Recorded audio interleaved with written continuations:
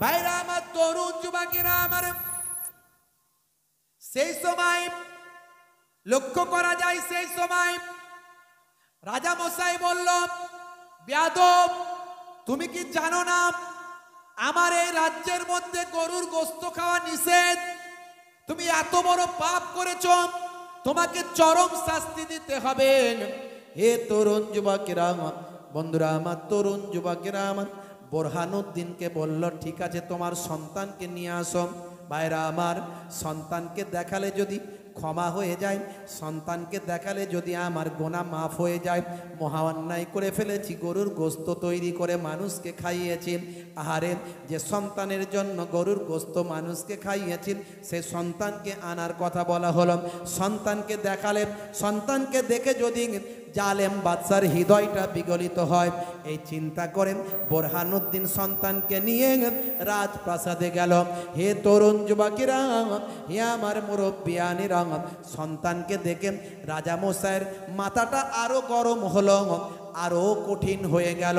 বোরহানুদ্দিনের সামনে দুধের শিশু, তার কলিজার টুকরা নারী ছেঁড়া বাচ্চাকে জমিনে কাছার মেরে তাকে হত্যা করলো, তাকে মেরে ফেলল। শুধু তাই নয়, ওই বিগলিত হৃদয়ে বোরহানুদ্দিনের হাতটা কেটে নিল। এই হাত দিয়ে তুমি জবা করেছিলেন, এই হাত দিয়ে তুমি মানুষকে খাইয়েছিলেন। হে তরুণ যুবকেরা, হে আমার বন্ধুরা, বাংলাদেশ সিলেটের জমিনের ইতিহাস যদি আপনি পড়েন, আপনি জানতে পারবেন, ইন্টারনেটে সার্চ দিলেও আপনি কিতাবগুলো পাবেন, আপনি সেখানে আপনি ভিডিও ফুটেজ পাবেন, বক্তব্যগুলো পাবেন। হে তরুণ যুবকেরা, বোরহানুদ্দিন নিরুপায়, হাত তার কেটে নেওয়া হয়েছে, তাকে ছেড়ে দেওয়া হয়েছে, চোখ ভরা পানি, বুক ভরা বেদনা নিয়ে তিনি চলে এলেন। তৎকালীন বাংলার যিনি শাসক ছিলেন, নাম হলো সিরাজ শাহ, শামসুদ্দিন সিরাজ শাহ বলে নাম, শামসুদ্দিন সিরাজ শাহ। শামসুদ্দিন সিরাজ শাহর কাছে তার মনের দুঃখ কষ্টের কথা তিনি তখন খুলে বললেন। সব কিছু জানার পরে সিরাজ শাহ কি করলেন, হে তরুণ যুবকেরা, তিনি তার সেনাপতিকে পাঠালেন, তার নাম হলো সেকেন্দার গাজী। এই সেকেন্দার গাজীকে, সেনাপতিকে কিছু সৈন্য দিয়ে ওই জালেম বাদশার মোকাবেলায় তিনি পাঠালেন।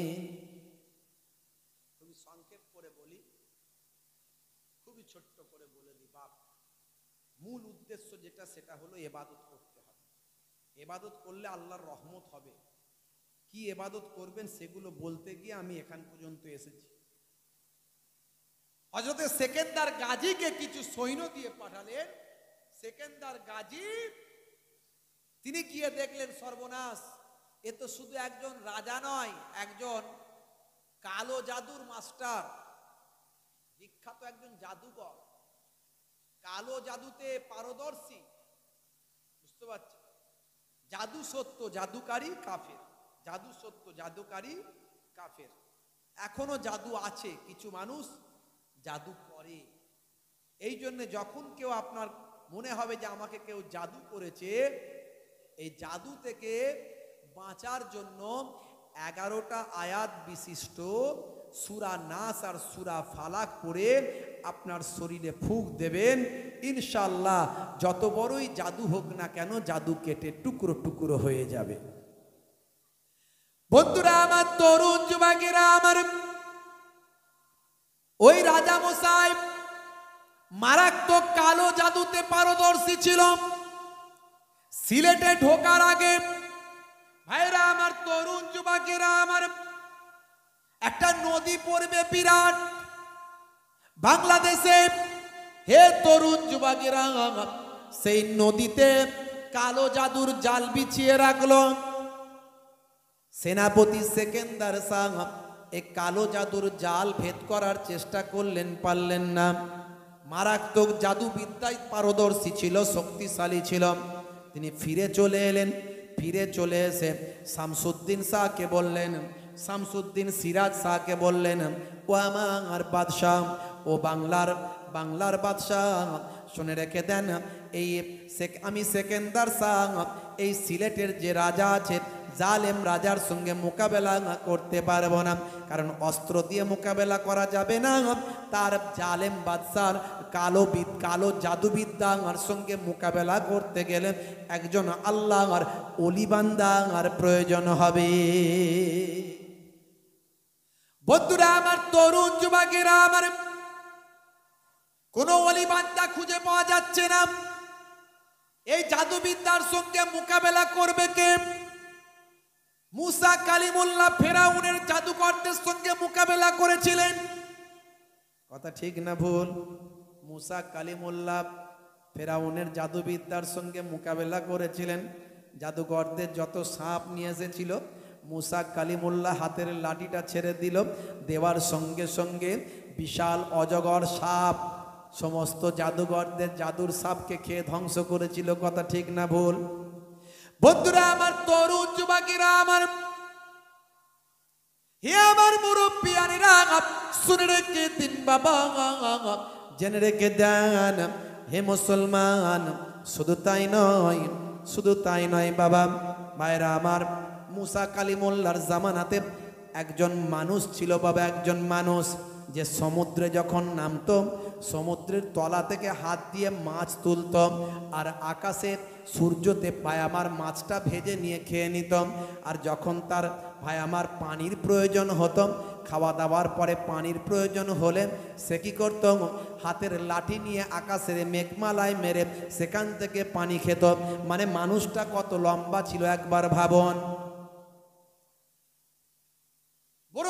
তরুণ যুবকেরা আমার, আগামীকাল আমি গোকনায় আসবো, যদি সম্ভব হয় সেখানে ডিটেলস বলবো।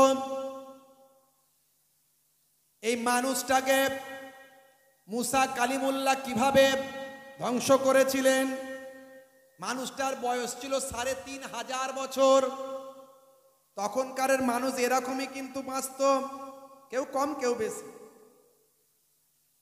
বন্ধুরা আমার, তরুণ যুবকেরা আমার, মুরব্বিয়ানেরা আমার, হে জওয়ান যুবকেরা, আল্লাহর যারা মাহবুব বান্দাগণ, তাদের আল্লাহ অনেক ক্ষমতা দেন। সেকেন্দার শাহ গাজী সেই সময় বলেছিলেন, হে আমার বাদশাহ, একজন কামেল আল্লাহর ওলি দরকার। ওই জালেম বাদশার সঙ্গে মোকাবেলা করার জন্য একটা কামেল আল্লাহর ওলি দরকার। কিন্তু আল্লাহর ওলি তো খুঁজে পাওয়া বড় মুশকিল। ভাই আমার, আল্লাহওয়ালা মানুষ পাওয়া যাবে, কিন্তু ওলি বান্দা পাওয়া মুশকিল, যার জাবানের দোয়াটা এট এ টাইম কবুল ও মঞ্জুর হয়ে যাবে। ভাইরা আমার, তরুণ যুবকেরা আমার, বুরহানুদ্দিন কি করলেন? দিল্লির সুলতানের কাছে চলে গেলেন, কাটা হাত নিয়ে দিল্লির সুলতানের দরবারে গিয়ে আশ্রয় প্রার্থনা করলেন। হে দিল্লির সুলতান, সুলতান আলাউদ্দিন খলজি তখন দিল্লির সুলতান ছিলেন বাবা। দিল্লির দরবারে গিয়ে, রাজ দরবারে গিয়ে মনের কথা সব শোনালেন। আল্লাহ তোমার কাছে ডাকিবারে বার, করুণা আমার উপর করো একবার। তোমারই করুণা এলে এই জীবনে, সন্তান পেলে হৃদয় জুড়াবে। তোমারই করুণা এলে এই জীবনে, সন্তান পেলে হৃদয় জুড়াবে। দাও খোদা একটা সন্তান আমারে, গরু দিয়ে আকিকা করব তাহলে। আল্লাহ কবুল তার করলো দোয়া, আল্লাহ কবুল তার করলো দোয়া, ফুটফুটে সন্তান জন্ম দিয়া। জোরে হবে না? আরে জোরে হবে না? সুলতান আলাউদ্দিন খলজির কাছে যাওয়ার পরে তিনি যা বলেছেন আমি আমার একটু কলমে তুলে ধরার চেষ্টা করেছি। মন কেঁদে যায়, প্রাণ কেঁদে যায়, হৃদয় কেঁদে যায়। ও গো সুলতান, আমি বোরহান, সিলেট বাড়ি আমার, মন কেঁদে যায়, প্রাণ কেঁদে যায়, হৃদয় কেঁদে যায়। ছিল না সন্তান আমার, মান্যত করিয়া বারবার, লাল মোর পেলাম তারপর, গাবি যাবে খাওয়ালাম সবার। একই অপরাধ করলাম আমি, রাজা জুলুম করে হাই, সন্তান আমার জবা করে হাতটা মোর কাটাই। মন কেঁদে যায়, প্রাণ কেঁদে যায়, হৃদয় কেঁদে যায়।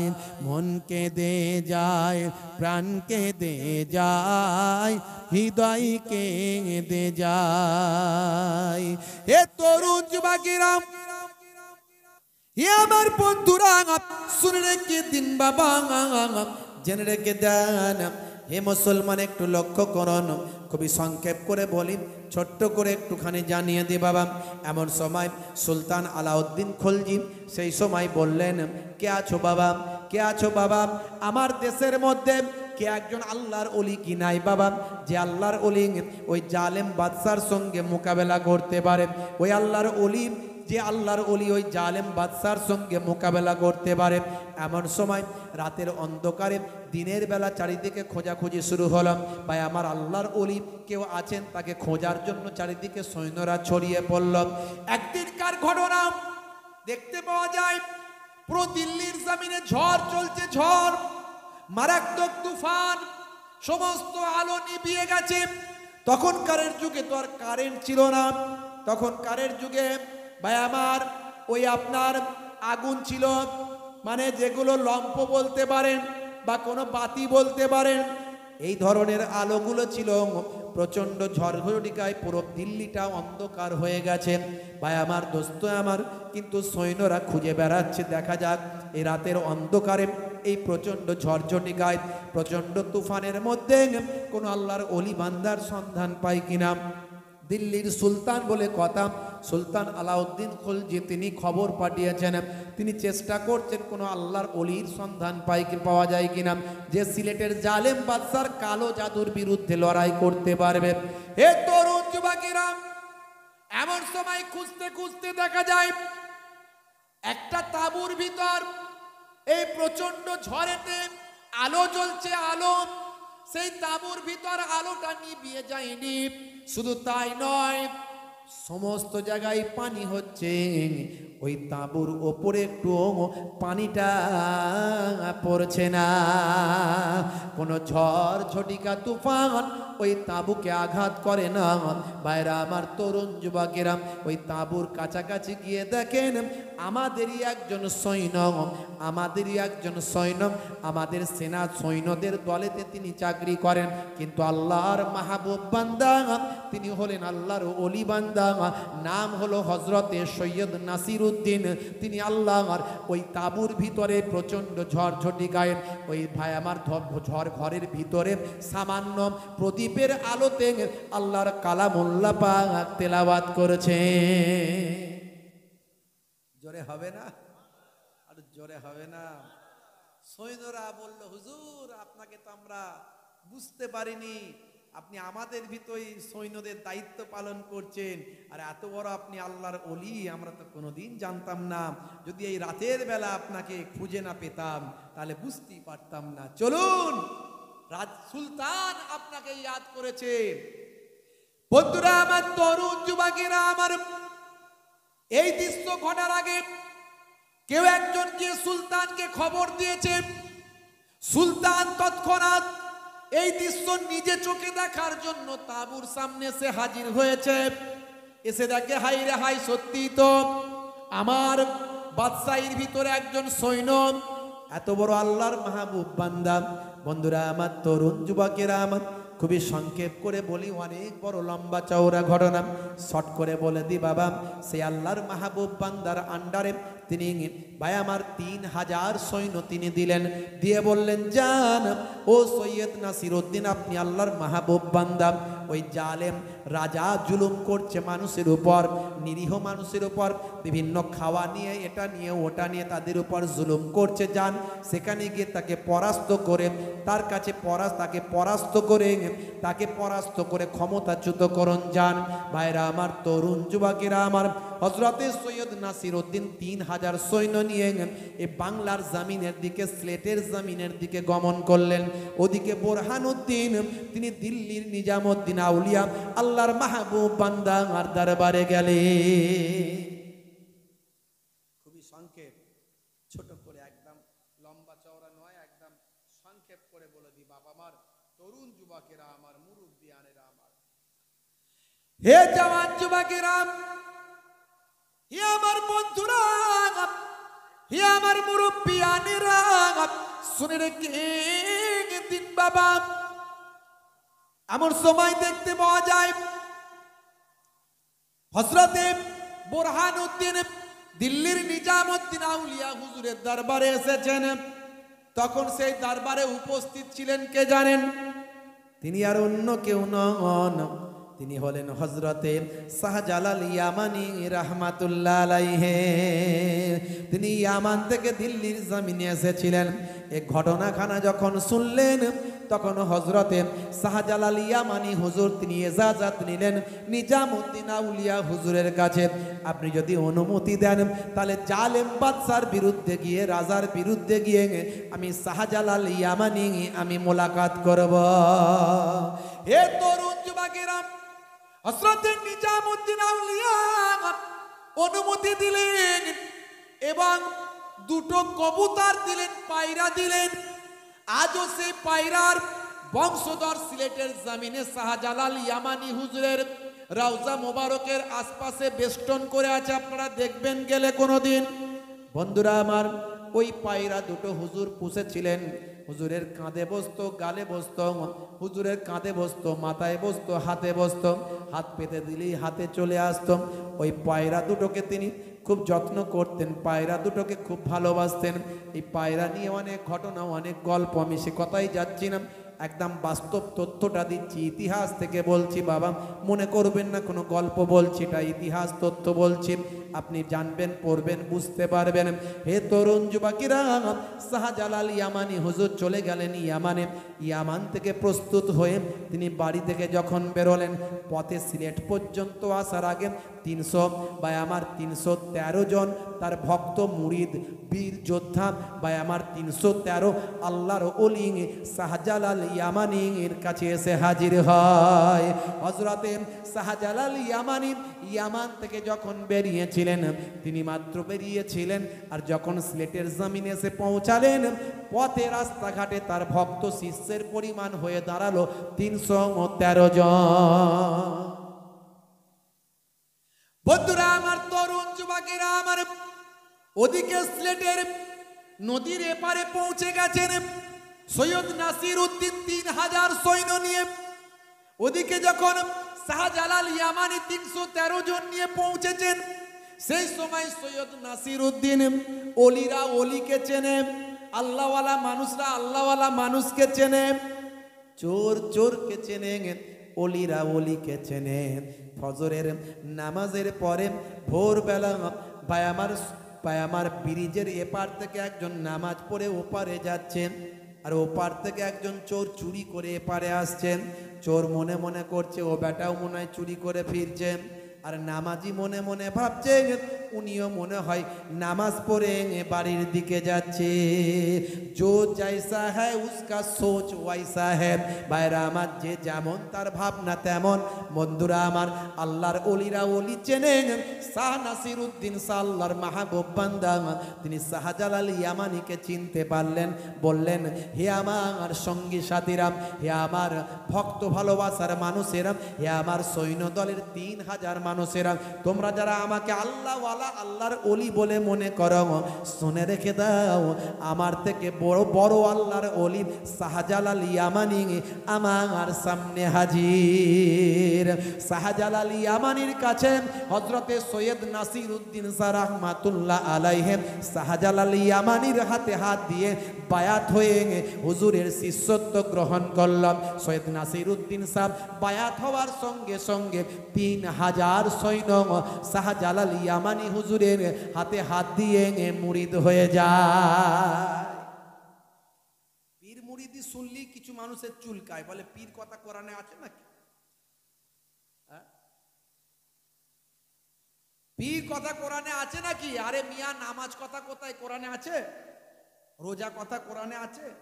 আরে এগুলো তো ফার্সি শব্দ, তা আরবি তো, কোরআন মাজিদ তো লেখা আরবিতে, থাকবে কি করে? তো পীর কথাটা ফার্সি, তা আরবিতে পাবে কোথায়? তাহলে কি পাবে? মুর্শিদ পাবে। হ্যাঁ, পীরের বদলে কোরআনে মুর্শিদ কথা লেখা আছে। শায়েখ বললে কষ্ট হয় না, হ্যাঁ, টিচার বললে কষ্ট হয় না, পীর বললে কষ্ট হয়। পীর মানে সবই ভণ্ড। দেখো বাবা, হ্যাঁ, ভাত খেলে গ্যাস হয়, তার মানে কি সবাই ভাত খাওয়া ছেড়ে দেবে? তোমার গ্যাস হয়, তোমার খেতে হবে না। হ্যাঁ, কি কথা ঠিক না ভুল? হ্যাঁ ভাইরা আমার, তরুণ যুবকেরা, হাক্কানি যারা পীর আল্লাহর ওলি, তারাই ইসলামকে আমাদের সামনে পৌঁছে দিয়েছে। খাজা গরিব নওয়াজ যদি না আসতেন, ইসলামকে আমরা পেতাম না।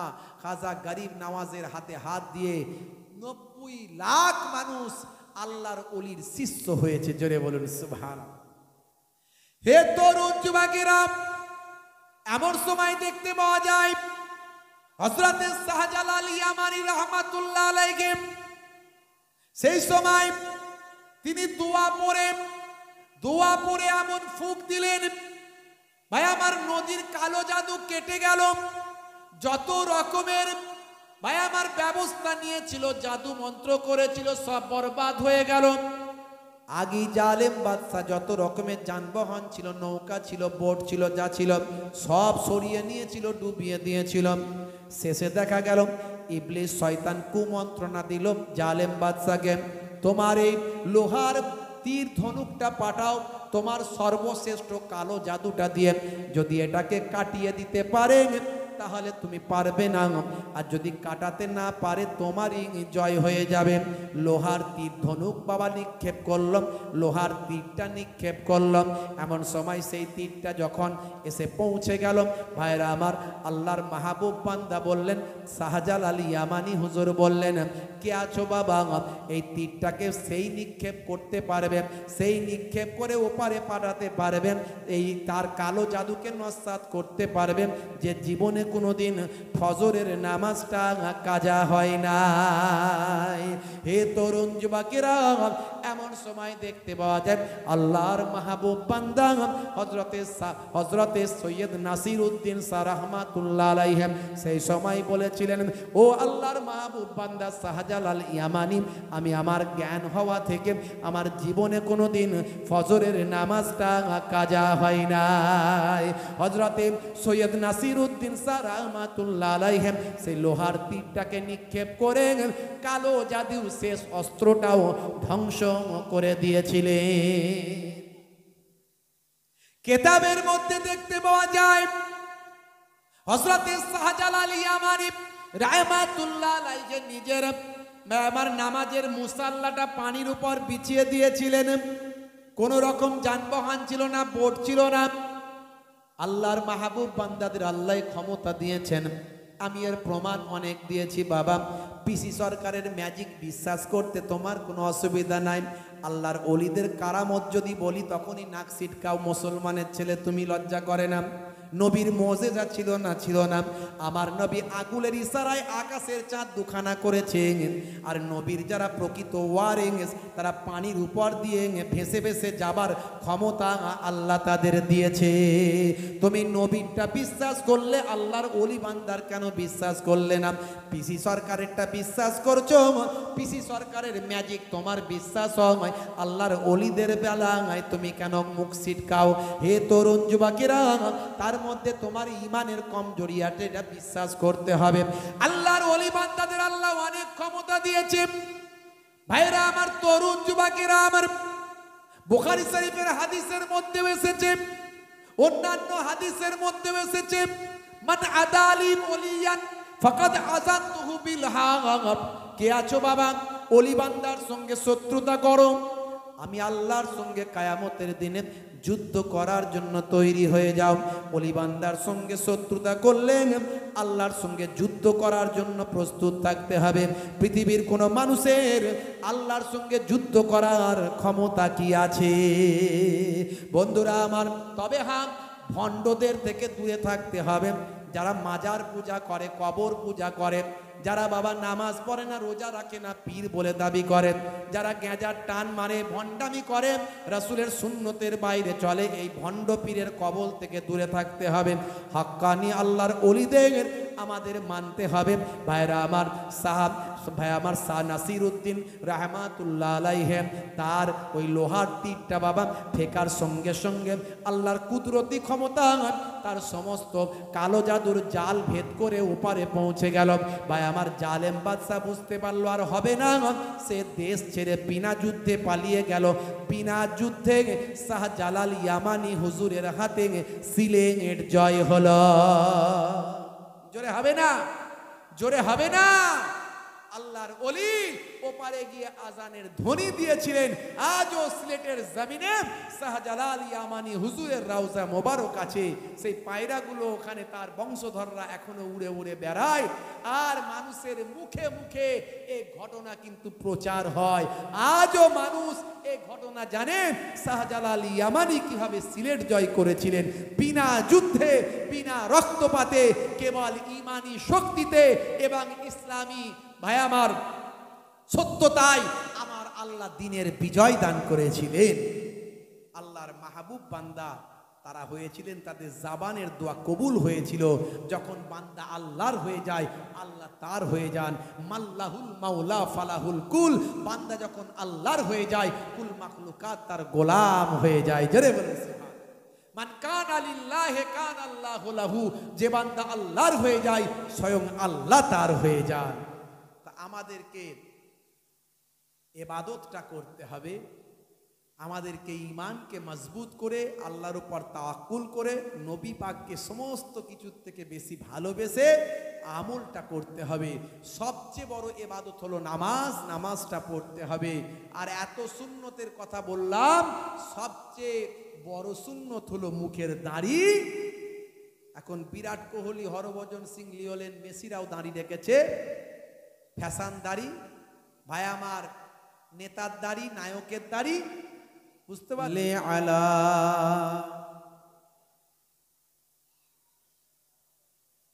ওয়ালা আলি সাইয়্যিদিনা কালেমা প্রেমী আর মন কজনই হবে বল, যে মহাব্বত হযরত বেলাল কালেমার প্রতি রেখেছিল, কালেমার প্রতি রেখেছিল, কালেমা প্রেমী আর মন কজনই হবে বলো। আল্লাহুম্মা সাল্লি আলা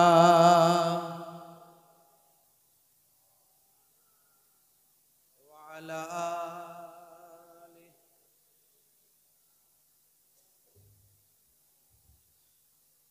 রাসূল তুমি দয়ার সাগর, হাবিব আল আমিন, তোমার দয়াই পূর্ণ হলো সারা পৃথিবী।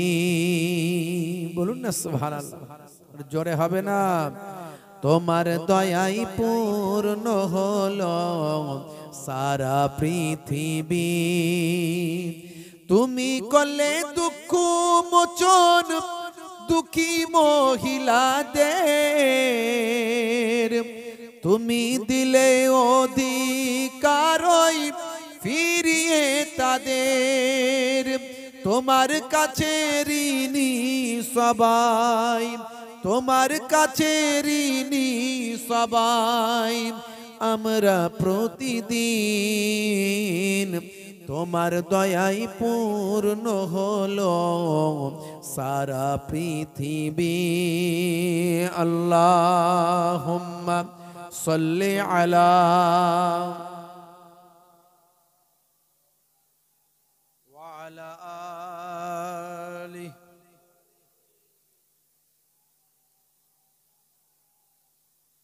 وقال الله تعالى في كلامه المجيد والفرقان الحميد لقد كان لكم في رسول الله أسوة حسنة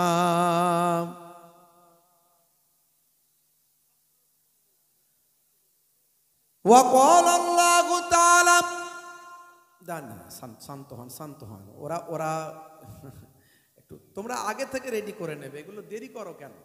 ওয়াজ শুরু করার আগে রেডি করবে।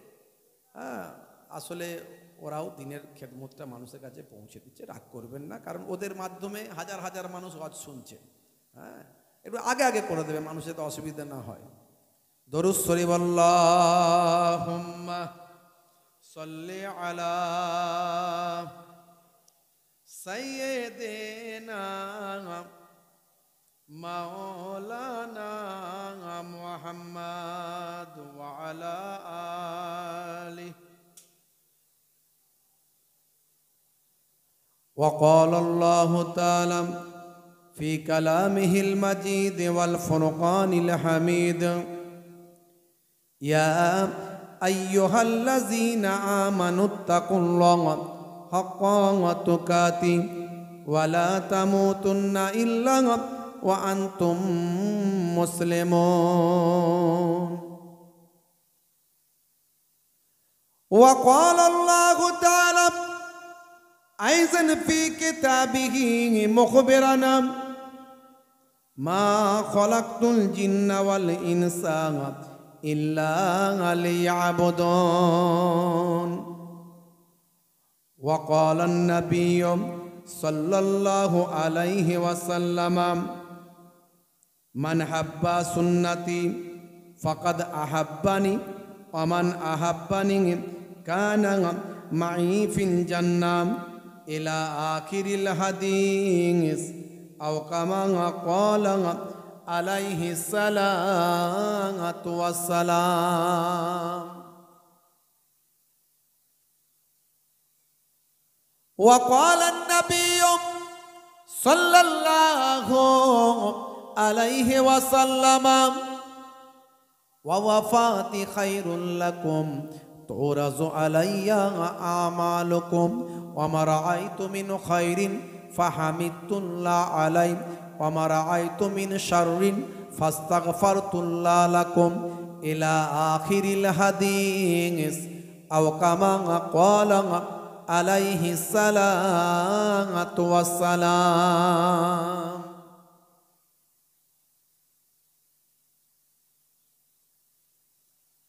وقال النبي صلى الله عليه وسلم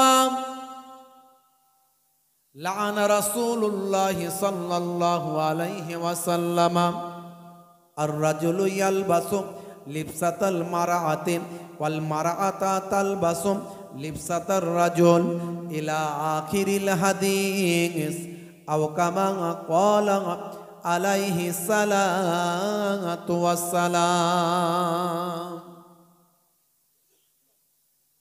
শ্রদ্ধেয় সম্মানীয় আজকের সভার সভাপতি, মঞ্চে উপবিষ্ট ছোট্ট একটি বাচ্চা আছে, আপনারা ওর জন্য দোয়া চাইবেন, ও এমনি অসুস্থ আছে।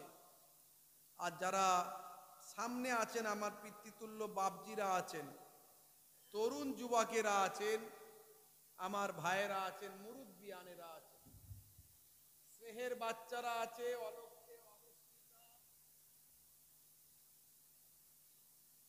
ধার্মিকা মা ও বোনেরা, আমার বাপেরা আছেন, জওয়ান যুবকেরা আছেন। তরুণীরা আছেন, বাচ্চারা আছেন, পর্দার আড়ালে জননী মায়েরা বোনেরা আছেন, মাইক্রোফোনের আওয়াজে কান লাগিয়ে আছেন, জাতি ধর্ম বর্ণ নির্বিশেষে শ্রোতা বন্ধুরা আছেন। প্রত্যেককে আমি মোহেবুল্লাহ হুসাইনি আপনাদের ভাই, ফুরফুরা দরবার শরীফ ছোট হুজুর পীর কেবলা রহমাতুল্লাহ আলাইহির মেয়ের ছেলে নাতি, মায়াপুর পীরনগরী হুজুর পীর কেবলা রহমাতুল্লাহ আলাইহির ছেলের ছেলে পৌত্র, সেই হরিণ খোলা দরবার শরীফ থেকে এসেছি বহু দূর, প্রায় কিছু কম বেশি প্রায় 200 কিলোমিটার এখান থেকে, বুঝতে পারছেন, আপ ডাউন কিছু কম বেশি 400 কিলোমিটার কিছু কম বেশি। মুসাফির হালাতে আছে। মুসাফিরের দোয়া কবুল হয়, আমার নবীর কথা, দয়ার নবী বলেছেন, দাওয়াতুল মাজলুমে দাওয়াতুল মুসাফিরে দাওয়াতুল ওয়ালিদে আলা ওয়ালাদিহি। 3 শ্রেণীর ডাক আল্লাহর দরবারে তৎক্ষণাৎ কবুল হয়, লা সাক্কা ফিহিন্না, এতে সন্দেহের কোনো অবকাশ নাই। একটা হলো মাজলুম ব্যক্তির ডাক আল্লাহর আরশে কবুল হয়ে যায়।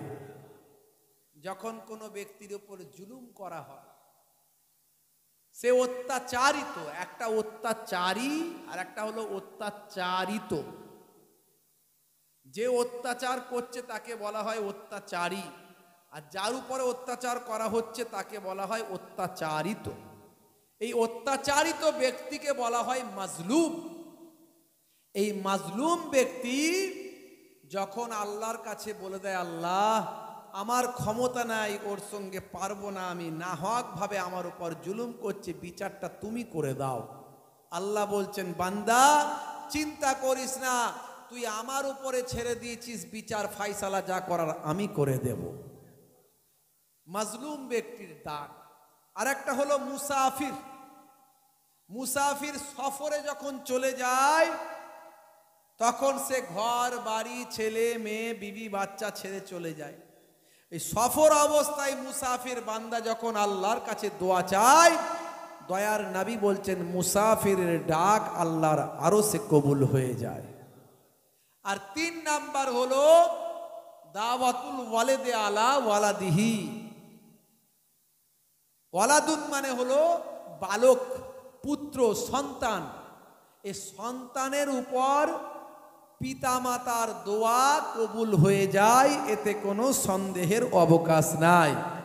তাই ছেলেরা পিতামাতাকে কষ্ট দিও না, কারণ একবার যদি পিতামাতার রূহটা নারাজ হয়ে গিয়ে তোমাকে বদদুয়া করে দেন, ওই বদদুয়া আল্লাহর আরশে কবুল হয়ে যাবে, তুমি ধ্বংস হয়ে যাবে। আর পিতামাতার খেদমত করলে দুনিয়াতেই তুমি জান্নাত পেয়ে গেলে। আল্লাহর নবী যেমন বলে দিয়েছেন, হুমা জান্নাতুকা ওয়া নারুকা, তোমাদের বাম্মা হলো তোমাদের জন্য জান্নাত, তোমাদের বাম্মা হলো তোমাদের জন্য জাহান্নাম। দয়ার নবী আবার জানিয়ে দিয়েছেন, ইজহাব ফাআকরিমহা ফাইন্নাল জান্নাতা তাহতা রিজলাইহা, যাও তোমার মায়ের সম্মান করো, কারণ তোমার মায়ের পায়ের তলায় তোমার জান্নাত। আল্লাহর নবীকে ফেরেশতা এসে বললেন, ইয়া রাসূলুল্লাহ, যে ব্যক্তি আপনার নাম শুনলো অথচ সাল্লাল্লাহু আলাইহি ওয়াসাল্লাম বলল না, দরুদ পড়ল না, সে যেন ধ্বংস হয়। আল্লাহর নবী বললেন আল্লাহুম্মা আমিন। আবার বললেন, যে ব্যক্তি পিতামাতাকে পেল অথচ জান্নাত পেল না, সে যেন ধ্বংস হয়। আল্লাহর নবী বললেন আল্লাহুম্মা আমিন। তাহলে পিতামাতাকে পেলেন অথচ জান্নাত পেলেন না, তার মানে আপনি পৃথিবীতে কামিয়াবি লাভ করতে পারলেন না। আপনি কামিয়াবি তখনই হবেন যদি পিতামাতার সেবা করে তাদের মনটা জয় করতে পারেন। জোরে বলুন সুবহানাল্লাহ। বাপেরা আমার, হে তরুণ যুবকেরা, হে আমার বন্ধুরা, শুনে রেখে দিন বাবা, জেনে রেখে দেন। হে মুসলমান, একটু লক্ষ্য করুন, আমার আল্লাহ কোরআন মাজিদের মধ্যে জানিয়ে দিলেন, হে দুনিয়ার মানুষ শুনে রেখে দাও, তোমাদেরকে আমি খামোখা সৃষ্টি করি নাই, তোমাদেরকে আমি বেকার সৃষ্টি করি নাই। পৃথিবীর জমিনে তোমাদেরকে সৃষ্টি করেছি, পাঠিয়েছি কেবলমাত্র আমার ইবাদতের জন্য। হে তরুণ যুবকেরা, এই পৃথিবীর জমিনে তোমরা থাকবে আর ইবাদতটা আমি আল্লাহ আর তোমরা করবে। বন্ধুরা আমার, তরুণ যুবকেরা আমার, আমরা মনে হয় মনে মনে ভাবি যে ইবাদত মানে শুধু নামাজ, ইবাদত মানে শুধু রোজা, ইবাদত মানে শুধু হজ যাকাত, ইবাদত মানে শুধু তেলাওয়াত জিকির আজকার। আসলে কিন্তু তা নয়। ঘুম থেকে ওঠা থেকে ঘুমাতে যাওয়া পর্যন্ত, হাঁটা চলা, কথা বলা, মুচকি হাসা, মিষ্টি কথা বলা, মানুষের সেবা করা, ছোটদের স্নেহ করা, বড়দের সম্মান করা, আপনি ঘুম থেকে ওঠা থেকে ঘুমাতে যাওয়া পর্যন্ত আপনি যা কিছু করবেন, যদি নবী আনা তারিকায় হয়, রাসূল আনা তারিকায় হয়, সবটা আপনার ইবাদত বলে গণ্য হয়। আপনি খেতে বসেছেন, নবী যেমন খাওয়া শিখিয়েছেন তেমন খাবেন।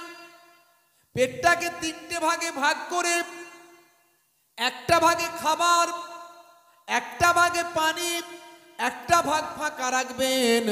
পরিমিত খাবার খাবেন, সামনের দিক থেকে খাওয়া শুরু করবেন, বিসমিল্লাহ বলে খাওয়া শুরু করবেন। খাওয়া দাওয়া হয়ে গেলে চেটে পুচে খাবেন। এই যে খাওয়া দাওয়াটা আপনি করলেন, পেটটা আপনার ভরল, আর ইবাদতের সুন্নতের সওয়াবটা আমার আল্লাহ নামাজ আমলে দান করে দিলেন। ঘরটা আপনি মাঝে মাঝে নিজে হাতে ঝাড়ুটা দিলেন। আপনার সময় আছে, স্ত্রী অনেক কাজে ব্যস্ত, আপনি ঝাড়ুটা নিলেন, ঝাড়ুটা নিলেন, ঝাঁটাটা নিলেন, ঘরটা আপনি নিজে হাতে ঝাড়ু দিয়ে দিলেন। আপনার হাতে সময় আছে, আপনার ঘরটা পরিষ্কার হয়ে গেল। আর আপনার নবী আনা তারিকা, নবীর সুন্নত মনে করে করলেন। ইবাদতের সওয়াব, সুন্নতের সওয়াবটা নামাজ আমলে আল্লাহ লিখে দিলেন। এ তরুণ যুবকেরা, হে আমার বন্ধুরা, এইভাবে আপনি মাথার চুল থেকে পায়ের নখ পর্যন্ত, ঘুম থেকে ওঠা থেকে ঘুমাতে যাওয়া পর্যন্ত আপনি যা কিছু করবেন সবটাই হাদিসে নবী বলে দিয়েছেন। কিতাবুল লেবাস খুলবেন, পোশাক কেমন পরবেন পাবেন। বাবুত তারাজ্জুল খুলবেন, মাথা কেমন করে আঁচড়াবেন, চুল কেমন রাখবেন পাবেন। হে তরুণ যুবকেরা, হে আমার বন্ধুরা, বাবুত তাআম খুলবেন, খাবারটা কেমন খাবেন, কোন খাবার খাবেন, কিভাবে খাবেন পাবেন। এইভাবে এক একটা অধ্যায় বর্ণনা করা হয়েছে। আপনি মেসকাতুল মাসাবিন বা আমার হাদিসের কিতাব একটা আপনি ডাউনলোড করে নেবেন। হে তরুণ যুবকেরা, বাংলায় অর্থ পাবেন, আরবি পাবেন, অনুবাদ পাবেন, বাংলা পাবেন, আপনি সেখানে সব পাবেন। তাহলে মূল কথা যেটা, সেটা হলো নামাজ তো বড় ইবাদত। আফজালুল ইবাদাতে ইবাদাতুস সালাত, সবচেয়ে বড় ইবাদত হলো নামাজ। নামাজের থেকে বড় ইবাদত কিছু নাই। কবরে যাবার পরে সবচেয়ে আগে আপনাকে যে ইবাদত নিয়ে প্রশ্ন করা হবে সেটা হলো নামাজ। সেই নামাজ আপনাকে ছাড়লে হবে না। নামাজের থেকে বড় ইবাদত আর কিছু নাই। আমার আল্লাহ কোরআন মাজিদে 82 বার নামাজের কথা বলেছেন। ওয়াকিমুস সালাত ওয়া আতুজ যাকাত ওয়া আরকাউ মা'আর রাকিন। তোমরা সালাতটা আদায় করো, যাকাতটা প্রদান করো, আর রুকুকারীদের সঙ্গে রুকুটা তোমরা করো। এই যে নামাজের কথা আল্লাহ কোরআন মাজিদে 82 বার বলেছেন। জামাতে নামাজ পড়ার কথা আল্লাহ বলেছেন বারবার। হে তরুণ যুবকেরা, হে আমার বন্ধুরা, শুনে রেখে দিন, জেনে রেখে দিন বাবা, সেই নামাজ আল্লাহ এতবার কেন বললেন? नमाज से अल्लाह का कोई लेना देना नहीं है। हम अगर नमाज छोड़ देंगे तो अल्लाह का कोई नुकसान होगा? बोलिए कोई नुकसान होगा अल्लाह का? नुकसान तो नहीं होगा ना। तो अल्लाह इतना ताकीद क्यों किया? इसीलिए अल्लाह ने देखना चाहता है कौन वफादार है और कौन गद्दार है।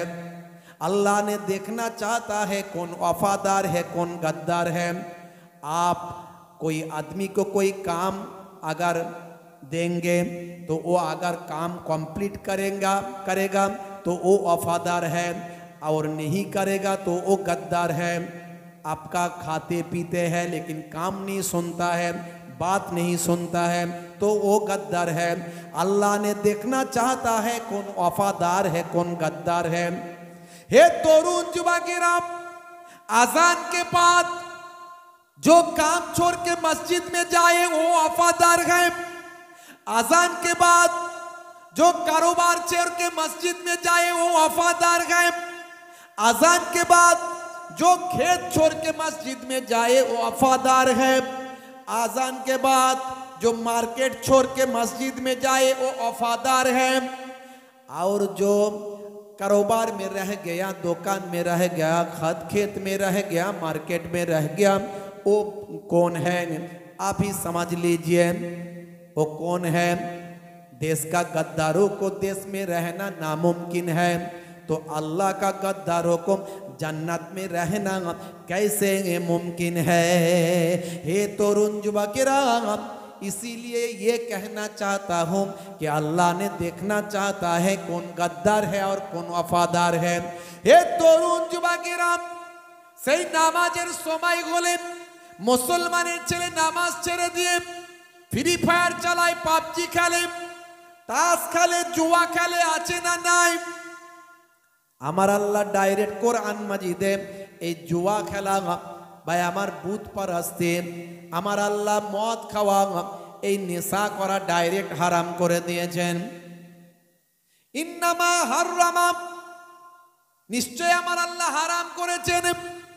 ইন্নাল খামরা ওয়াল মাইসারা, হে তরুণ যুবকেরা, হে আমার মুরব্বিয়ানেরা, আমার আল্লাহ এই সমস্ত জিনিসগুলোকে, মদকে, জুয়াকে, ভাই আমার সুদকে, এই সমস্ত জিনিসগুলোকে রিজসুম মিন আমালি শয়তান, শয়তানের চক্রান্ত, শয়তানি কাজ, অর্থাৎ এগুলোকে আল্লাহ হারাম বানিয়ে দিয়েছেন। বন্ধুরা আমার, তরুণ যুবকেরা, আমার মুরব্বিয়ানেরা, শুনে রেখে দিন বাবা, জেনে রেখে দেন, এই সমস্ত জিনিস হারাম চক্রান্ত থেকে আমাদের দূরে থাকতে হবে। আমাদেরকে নামাজের মধ্যে থাকতে হবে, আমাদের রাসূলের সুন্নতের মধ্যে থাকতে হবে। বন্ধুরা আমার, হে মুসলমান, নামাজের সময় হলে মুয়াজ্জিন যখন আজান দেয় হাইয়া আলাস সালাম, মুসলমানের ছেলে তখন যায় ক্যারাম খেলতে, পালাম, বাঁশবাগানে চল, ক্যারাম খেলতে চল, বাঁশবাগানের ধারে, পুকুরের পারে, নদীর ধারে গিয়ে ফ্রি ফায়ার চালাম, পাবজি খেল বাবা, কত রকম গেম খেলেন হে তরুণ যুবকেরা। কিন্তু নামাজের সময় হলে মসজিদে যদি যাই, 5 ওয়াক্ত নামাজ পড়তে 1 ঘন্টা সময়টা লাগে ভাই। 5 ওয়াক্ত নামাজ পড়তে 1 ঘন্টা সময় লাগে। 12 মিনিট করে সময় দিলে 1 ঘন্টা। 1 ঘন্টা যদি নামাজে সময় দেওয়া হয়, তাহলে আমার আল্লাহ বলছেন তাকে আমি সাকসেসফুল করে দেব, কামিয়াবি দান করে দেব। কারণ মুয়াজ্জিনকে বলছেন, মুয়াজ্জিন বলো এসো নামাজের দিকে এসো। যদি নামাজের দিকে আসে কি লাভ হবে সেটা বলে দাও। হাইয়া আলাল ফালাহ,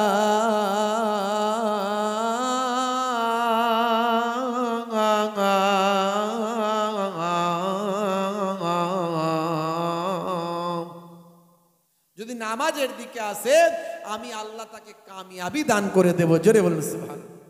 তাহলে নামাজে এলে কামিয়াবি দেবেন কে? জোরে বলেন কে? আল্লাহ কামিয়াবি দেবেন। তাই আমি এখানে আমার ছোট্ট কবিতায় তুলে ধরেছি, ওয়াক্ত যে হলো ওযু করো, মসজিদে চলো, খোদার হুকুম পালন করো, নামাজটা পড়ো। ওয়াক্ত যে হলো ওযু করো, মসজিদে চলো, দিনে রাতে 5 ওয়াক্ত নামাজ পড়লে পাবে ভাই জান্নাত। জোরে হবে না? জোরে হবে না? ফজরের সময় হলে মসজিদে যাও তুমি চলে, থেকো না বিছানায় শুয়ে, খোদা দেন রহমত ঢেলে। আর জোরে হবে না? আসরের ওয়াক্তটা হলে অপচয় সময় নাম করে, মসজিদে যাও তুমি চলে, আমল নামা ডান হাতে পাবে। আর জোরে হবে না? মাগরিবের ওয়াক্ত আসিলে মসজিদে যাও তুমি চলে, কবরের আযাব থেকে মুক্তি প্রভু দেবে। ওয়াক্ত যে হলো ওযু করো মসজিদে চলো, খোদার হুকুম পালন করো, নামাজটা পড়ো। ওয়াক্ত যে হলো ওযু করো মসজিদে চলো। জোরে হবে না? আর জোরে হবে না? হে তরুণ যুবকেরা, আমি আপনাদের মাঝখানে ওয়াজ শুরু করেছি কোথা থেকে? আমার আল্লাহ আপনাকে আমাকে বেকার সৃষ্টি করে নাই, ইবাদতের জন্য সৃষ্টি করেছে। এটা নিয়ে আলোচনা করছি। পৃথিবীর জমিনে আমরা কেন এসেছি? আমার আল্লাহ বলছেন কাইফা তাকফুরুন, তোমরা কেমন করে কুফরি করো বিল্লাহি, আল্লাহর সাথে, অকুনতুম আমওয়াতান, তোমরা ছিলে মৃত, ফাআহিয়াকুম, আমি তোমাদের জীবন দিয়েছি, সুম্মা ইউমিতুকুম, আবার তোমাদের মৃত্যু দেব। এই পৃথিবী থেকে আমরা মারা যাব। কথা ঠিক না ভুল? সারা জীবন কি কেউ বাঁচবে বাবা? বাঁচবে না। সুম্মা ইউহয়িকুম, এই পৃথিবী থেকে আবার মারা যাওয়ার পরে এক সময় আমাদের জিন্দা করা হবে। মানুষ মারা গেলে 6 ঘন্টা পর থেকে ডেড বডির পচন শুরু হয়। আমি বলছি না, সায়েন্স বলছে। যখন বিদেশে কেউ মারা যায় তখন তাকে দেশে যখন আনা হয় 2 দিন 3 দিন পার হয়ে যায়, ডাক্তারের একটা ইনজেকশন করে দেয়। ইনজেকশনটার নাম হলো ফরমালিন ইনজেকশন। এই ইনজেকশনটা করার পরে শরীরের গোস্তগুলো সব টাইট হয়ে যায় আর কালো হয়ে যায়। 2-3 দিন পরে বাড়িতে তাকে নিয়ে এসে দাফন কাফন করা হয় যাতে পচে না যায়। হে তরুণ যুবকেরা, হে আমার বন্ধুরা, শুনে রেখে দিন বাবা, জেনে রেখে দেন।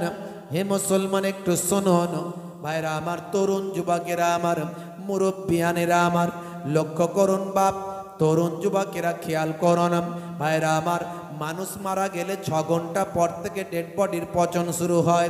কবরে দেওয়ার 24 ঘন্টা পরে পায়ুদার দিয়ে ভিতরের শরীরের ভিতরের যে পোকাগুলো থাকে বেরিয়ে যায়। আর মাত্র 3 দিন পরে সবচেয়ে আগে নাকটা পচে যায়। তারপরে 6 দিন পরে নখগুলো সব খুলে খুলে ঝরে যায়। মাত্র 9 দিন পরে শরীরের লোমগুলো চুলগুলো সব ঝরে ঝরে পড়ে যায়। মাত্র 17 দিন পরে পেটটা ধুম করে বাস্ট হয়ে যায়, ফেটে যায়, কম বেশি 17 দিনের মধ্যে। তারপরে 60 ডেজ, মাত্র 2 মাসের মধ্যে শরীরের যত গোস্তগুলো আছে সব পোকা খেয়ে পড়ে সব শেষ করে দেয়, খেয়ে মেখে সব শেষ করে দেয় শরীরের গোস্ত, কেবল কঙ্কালটা বাকি থাকে। হে তরুণ যুবকেরা, এই হলো মানুষের অবস্থা। কিন্তু আবার আপনি দেখবেন, এই মাত্র আমি কয়েকদিন আগে দেখেছি, হে জওয়ান যুবকেরা, বাংলাদেশের জমিনে 28 বছর পর কবরটা থেকে তোলা হয়েছে বাবা ডেড বডি। ডেড বডি কবর থেকে তোলা হয়েছে বাবা, কবর থেকে তুলে অন্য জায়গায় শিফট করা হবে। অনেকগুলো কবর তোলা হয়েছে, তার মধ্যে একটা কবর দেখতে পাওয়া যায় তার জেসেমের ভাই আমার শরীরে যে কাফনের কাপড়টা ছিল সেই কাফনের কাপড়টাও পর্যন্ত ময়লা হয়নি। জিসেম শরীর পোকা খেয়ে পচে নষ্ট হওয়া তো দূরের কথা, কাফনের কাপড়টাও টাটকা আছে। যেন মনে হচ্ছে কিছু সময় আগে তাকে দাফন করা হয়েছিল, কিছু সময় পরে তাকে তোলা হলো। একসঙ্গে অনেকগুলো বডি তোলা হয়েছে, সবগুলো বাবা হাড় হাড্ডি পর্যন্ত পোকামাকড় খেয়ে নিয়েছে। ভাই আমার কিছু কেমন গোড়াগুড়ি গুঁড়ো গাড়া পাওয়া হয়তো গেছে, কাফনের কাপড়ের কোনো অস্তিত্ব নাই। আর তারই মাঝখানে একটা ডেড বডি, একটা জেসেম এইভাবে 28 বছর পর পাওয়া গেছে। এলাকার আলেম ওলামারা আল্লাহর নেক বান্দারা তারা এক বাক্যে স্বীকার করেছে, যারা আল্লাহর মাহবুব বান্দা হয় আমার আল্লাহ কোরআন মাজিদে জানিয়ে দেন লা খাউফুন আলাইহিম ওয়ালা হুম ইয়াহজানুন, তাদের কোনো ভয় নাই, আল্লাহ বলেন তাদের কোনো চিন্তা নাই। জমিন मैली नहीं होती, जमन मैला नहीं होता, जमीन मैली नहीं होती, जमन मैला नहीं होता, मोहम्मद के गुलामों का कफन मैला नहीं होता। জোরে হবে না? আল্লাহ বলছেন বান্দারে তোদের আমি ইবাদতের জন্য পাঠিয়েছি, ইবাদতটা যদি আমার নবীর দেখানো পথে হয়, সেই ইবাদতটা আমার দরবারে গ্রহণ হয়, ওই ইবাদতটা করলে তোমার সংসার করা হয়, ওই ইবাদতটা করলে তোমার কাজ করা হয়, ওই ইবাদতটা করলে তোমার ব্যবসা করা হয়। হুজুর ব্যবসাটা কেমন ভাবে করব? আল্লাহর নবী ব্যবসা শিখিয়ে দিয়েছেন, মিফতাহুদ দাওলাতে ফাহুয়াত তিজারা, ধনের চাবিকাঠি হলো হালাল ব্যবসা। যখন তুমি ব্যবসাটা করবে মানুষকে ঠকাবে না, যখন তুমি ব্যবসাটা করবে মিথ্যার আশ্রয় নেবে না, যখন তুমি ব্যবসাটা করবে ভেজাল মাল মিশাবে না। আল্লাহর নবী নিজে সাহাবাদের পরীক্ষা পর্যন্ত করেছে। কি হলো বাবু? সর্বনাশ করেছে। এই কি হলো? কোথায় কি চলছে? আল্লাহ দরুদ শরীফ আল্লাহুম্মা সাল্লি আলা।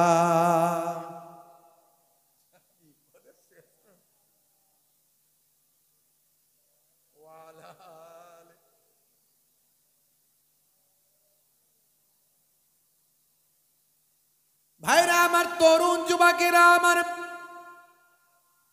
তাহলে ইবাদতটা হবে নবী আনা তরিকায়। যেমন আমার নবী ইবাদত করা দেখিয়েছেন তেমন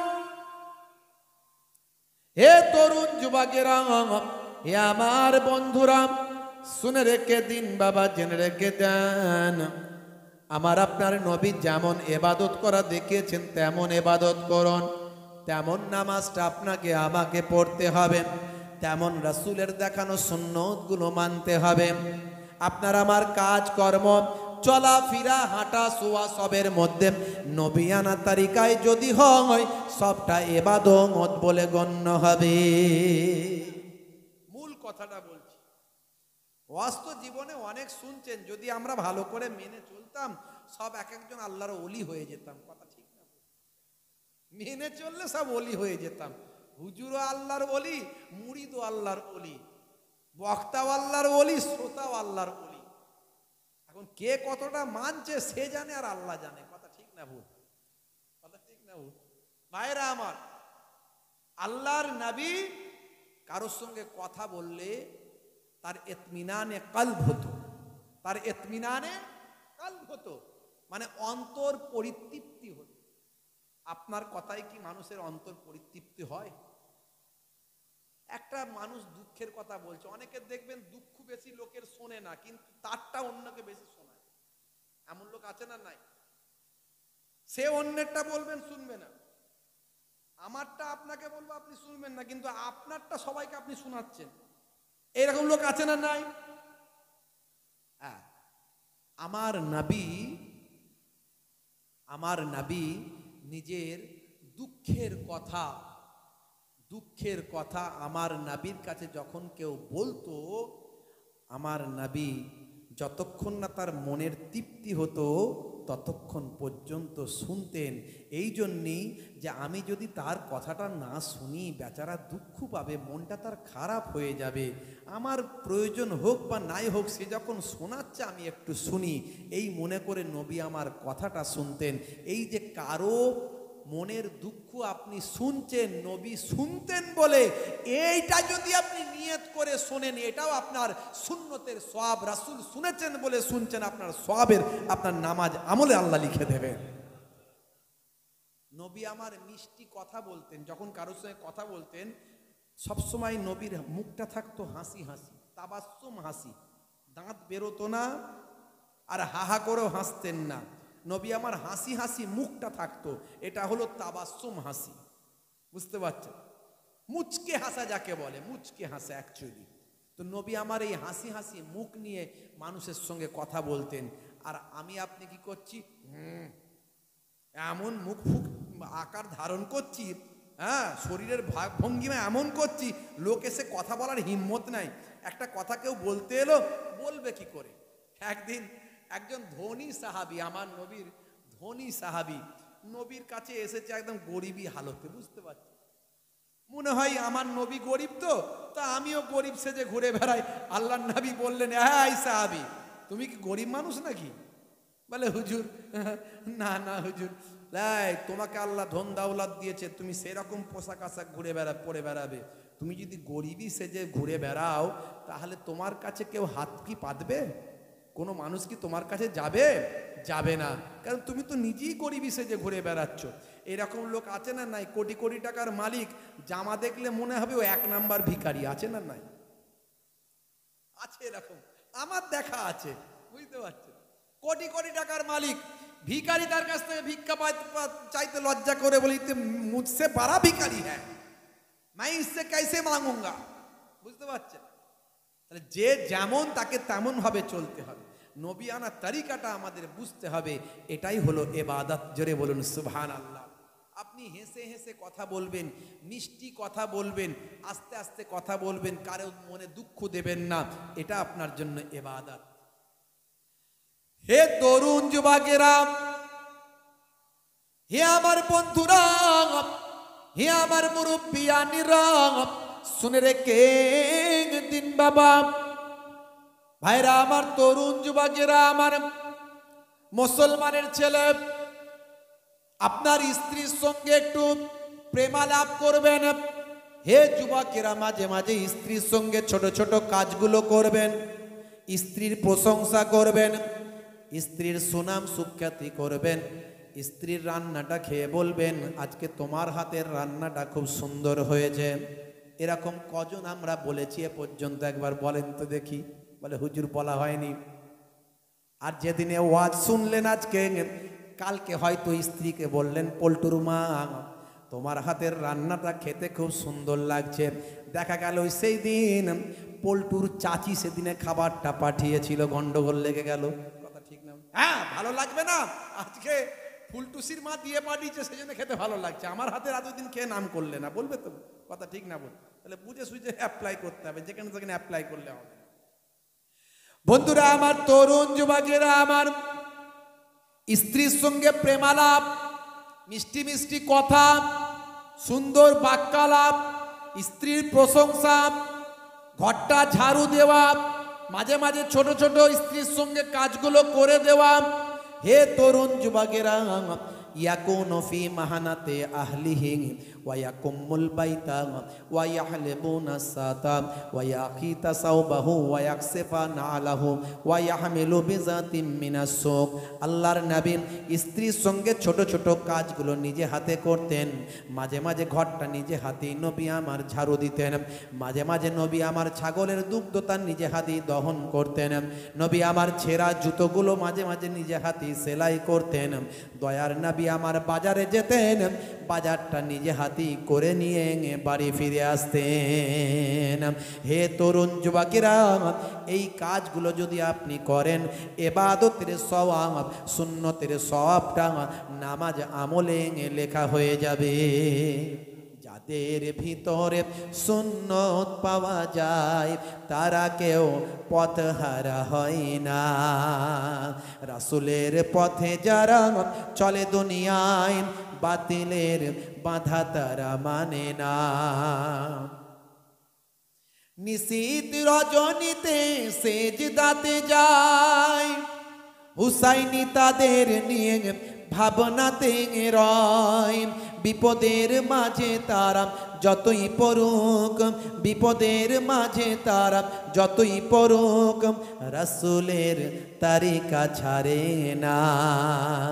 যাদের ভিতরে সুন্নত পাওয়া যায় তারা কেউ পথহারা হয় না।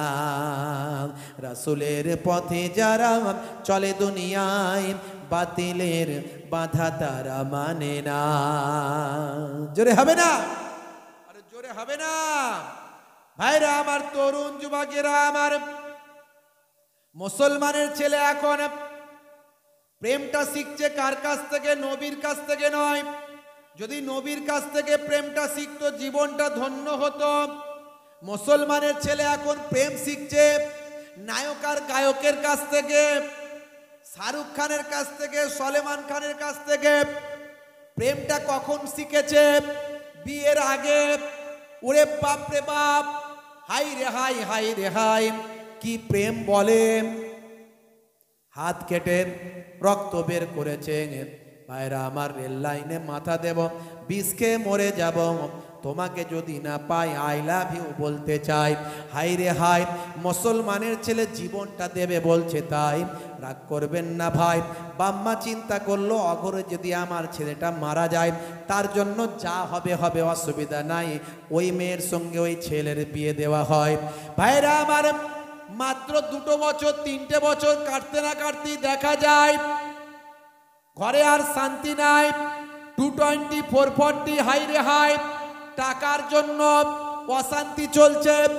স্ত্রী ডিমান্ড করছে এটা লাগবে ওটা লাগবে, এই সোনা গয়না আনো, ওই শাড়ি আনো, ওই অমুক আনো, ওই সালোয়ারটা চাই, ঘরটা এমন ভাবে করতে হবে, ডিজাইনটা এমন ভাবে বানাতে হবে, সন্তান হলে সন্তানের সাইকেল আনতে হবে, এই গাড়ি কিনতে হবে, এই করতে হবে। হে তরুণ যুবকেরা, স্বামী স্ত্রীর মধ্যে আর প্রেম রইল না, অশান্তি শুরু হয়ে যায়। এবার নিজেদের মধ্যে মনোমালিন্য শুরু হয়। বন্ধুরা আমার, টাকার জন্য অশান্তি চালু হয়। প্রেম ভালোবাসা বলে কোনো দাম তখন আর নাই। অথচ যদি নবী আনা তারিকা তাদের মধ্যে থাকত, অল্পতেই তারা সন্তুষ্ট হয়ে যেত। টাকা পয়সা যদি বেশি করতে পারো কামাই, শ্বশুর শাশুড়ির কাছে ভালো হবে জামাই। কথা ঠিক না ভুল? টাকা পয়সা বেশি যদি করতে পারো কামাই, শ্বশুর শাশুড়ির কাছে তুমি ভালো জামাই। টাকা পয়সা কামাই করে শুধু দিয়ে যায়, শালা শালির কাছে তুমি ভালো দুলা ভাই। টাকা পয়সা কামাই করে সামনে দেবে ঢেলে, পিতা মাতার কাছে তুমি খুবই ভালো ছেলে। টাকা পয়সা করে দেবে গয়নাটা দামি, নিজের বউয়ের কাছে তুমি খুবই ভালো স্বামী। কথা ঠিক না ভুল বলেন? টাকা পয়সা দেবে তুমি হিসাব নিকাশ নাই, ভাই বোনের কাছে তুমি খুবই ভালো ভাই। আরে টাকা পয়সা তুমি করে দেবে সংসারেতে, সব কিছু তোমার কাছে পাবে সহজে। আরে টাকা তুমি জ্বালাইয়া গেলে সংসারে আগুন নিভাইয়া গেলে না। টাকা পয়সা দেবে তুমি নাই কোনো চাপ, ছেলে মেয়ের কাছে তুমি খুবই ভালো বাপ। টাকা পয়সা কামাই করে দেবে নতুন জামা, ভাগনা ভাগ্নির কাছে তুমি খুবই ভালো মামা। টাকা পয়সা কামাই করে দিবে ডজন ডজন, আত্মীয় ভাইদের কাছে তুমি ভালো স্বজন।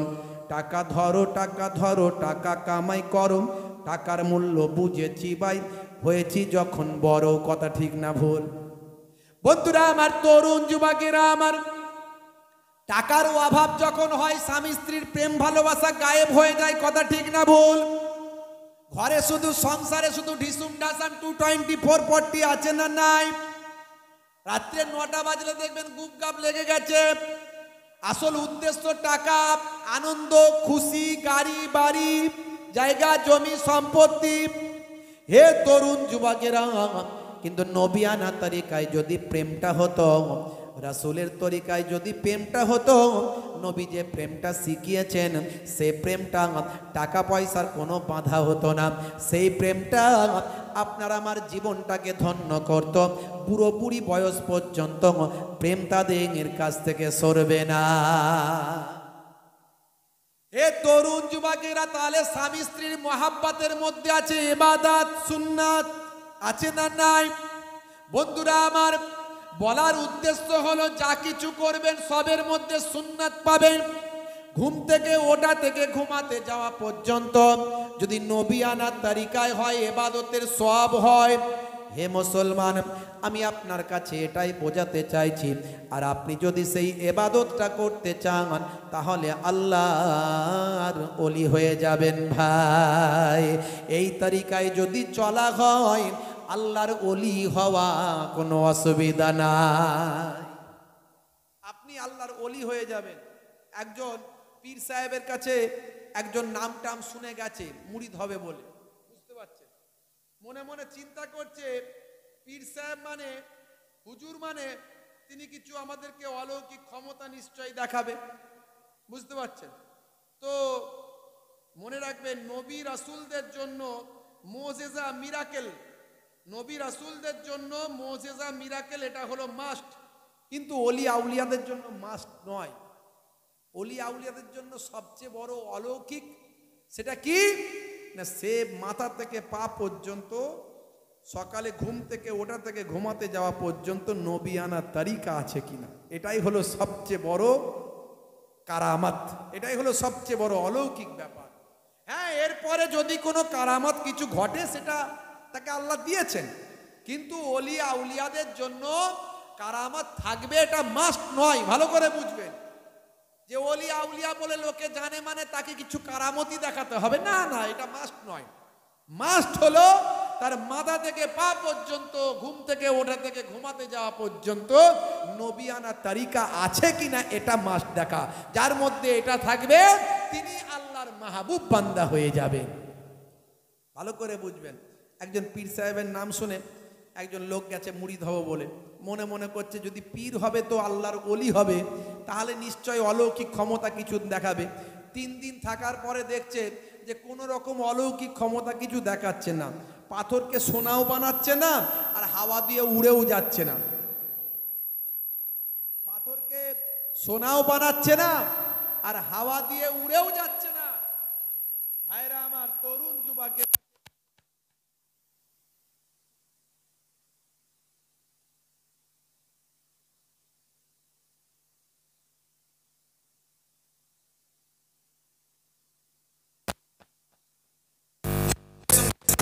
বাড়ি চলে যাচ্ছে, হুজুর আমি বাড়ি যাচ্ছি, দোয়া করবেন। 3 দিন থাকলো, খেলো, হুজুরের সঙ্গে বসলো, ওঠা বসা করলো, কথাবার্তা বললো, 3 দিন পরে চলে যাচ্ছে। হুজুর যাওয়ার সময় বলছে, বাবা যাচ্ছ ভালো কথা, কোনো অসুবিধা নাই, কিন্তু কেন এসেছিলে সেটা তো বললে না, তুমি কেন এসেছিলে সেটা তো বললে না। বলে হুজুর বলবো। বলে বলো। বলে হুজুর আপনার খুব নাম টাম শুনেছি, বড় আল্লাহওয়ালা মানুষ, আল্লাহর ওলি পীর মানুষ, তা আমি ভেবেছিলাম যে আল্লাহওয়ালা মানুষ, আল্লাহর ওলি পীর হলে তার তো কিছু অলৌকিক শক্তি টক্তি থাকবে, কিছু কারামতি দেখাবে, কিন্তু আমি 3 দিন থাকলাম কোনো কারামত কিছু দেখতে পেলাম না, তাই আমি চলে যাচ্ছি। হুজুর বললেন বাবা চলে যাও, অসুবিধা নাই, তবে ওলি হতে গেলে, পীর হতে গেলে কারামত থাকবে এটা কোথাও লেখা নাই পৃথিবীর কোনো কোরআন হাদিসে। তবে এটুকু আল্লাহওয়ালা মানুষদের পরিচয় হলো, আল্লাহর ওলিদের পরিচয় এটুকু হলো, যার মাথা থেকে পা পর্যন্ত সকালে ঘুম থেকে ওঠা থেকে ফজর থেকে রাত্রি এসা ঘুমানো পর্যন্ত তার সবটাই হবে সুন্নাতের তরিকা, নবী আনা আখলাক। বাবা 3 দিন তো থাকলে কোরআন হাদিসের বাইরে কিছু কাজ আমার দেখেছো? 3 দিন তো থাকলে রাসূলের সুন্নতের তরিকার বাইরে কিছু দেখেছো? না হুজুর, এটা দেখিনি। বাবা আলহামদুলিল্লাহ, ঠিক আছে, যাও হুজুর, বুঝে গেছি, আপনার কাছেই আমি মুরিদ হয়ে আপনার শিষ্যত্ব গ্রহণ করতে চাই। বুঝতে পারছেন? আপনি আল্লাহর ওলি হতে পারেন বাবা। হে তরুণ যুবকেরা, হে আমার বন্ধুরা, তবে আল্লাহর ওলিদের আল্লাহ ক্ষমতা দেন। যারা আল্লাহর ওলি বান্দা হয়, যে দোয়াটা চায় আল্লাহ সে দোয়াটা কবুল করেন, ফেরান না। আল্লাহর ওলিদেরকে আল্লাহ নিরাশ করেন না। হে জওয়ান যুবকেরা, হে আমার মুরব্বিয়ানেরা, শুনে রেখে দিন বাবা, জেনে রেখে দিন। এই বাংলাদেশের জমিনের কথা আপনাদের বলি। বাংলাদেশে একটা জায়গা আছে, জায়গাটার নাম হলো সিলেট। এই সিলেটের বুকে একজন আল্লাহর ওলি বান্দা আরাম ফরমাচ্ছেন। হে তরুণ যুবকেরা, তার নাম হলো হযরতে শাহজালাল ইয়ামানি। নাম শুনেছেন বাবাজি আমার, শাহজালাল ইয়ামানি রাহমাতুল্লাহ আলাইহি। বন্ধুরা আমার, তরুণ যুবকেরা আমার, তার বাড়ি হলো ইয়ামান। ইয়ামানের মানুষ বাবাজি, যে ইয়ামান আজকে আপনারা শুনছেন, ইয়ামানের হুতি নাম শুনেছেন? আজকে মধ্যপ্রাচ্যের কি চলছে? ঠুসঠাস পটাকা, এখানকার পটাকা ওখানে পড়ছে, ওখানকার পটাকা সেখানে পড়ছে। প্রায় 50,000 জীবন পৃথিবী থেকে হারিয়ে গেছে। কথাগুলো একটু ঘুরিয়ে বলছি, না হলে এদের 12টা বেজে যাবে। এই জন্য কথাগুলো ঘুরিয়ে বলছি, আপনারা সবাই অবগত আছেন মধ্যপ্রাচ্যে কাদের সঙ্গে কি হচ্ছে। শর্ট ফর্মে আমি বলছি। হে তরুণ যুবকেরা, ইজুদের সঙ্গে ফিলিদের চলছে, ইজুদের সঙ্গে ইয়ামানদের চলছে। আপনারা জানেন ভাই আমার, ইয়ামানের যারা কাজ করছে তারা হলো হিজু। তারা দেশকে রক্ষার জন্য হিজুরা আজকে পটাকা ফেলছে, আপনারা জানেন। হে তরুণ যুবকেরা, আজকে দেখা যাচ্ছে ভাই আমার, ইসি যারা ইয়াহুদ, এই ইসিরা হলো অবৈধ। 1948 সালের আগে এদের কোনো অস্তিত্ব ছিল না। এই ইতিহাস আমি আগে বলেছি, 1000 বছরের ইতিহাস বলেছি। বেশি ডিটেলস বলতে গেলে এদের সব কটাকে নষ্ট করে দেবে। ইন্টারনেটে এমন ক্ষমতা ওদের, প্রযুক্তিতে এমন ক্ষমতা।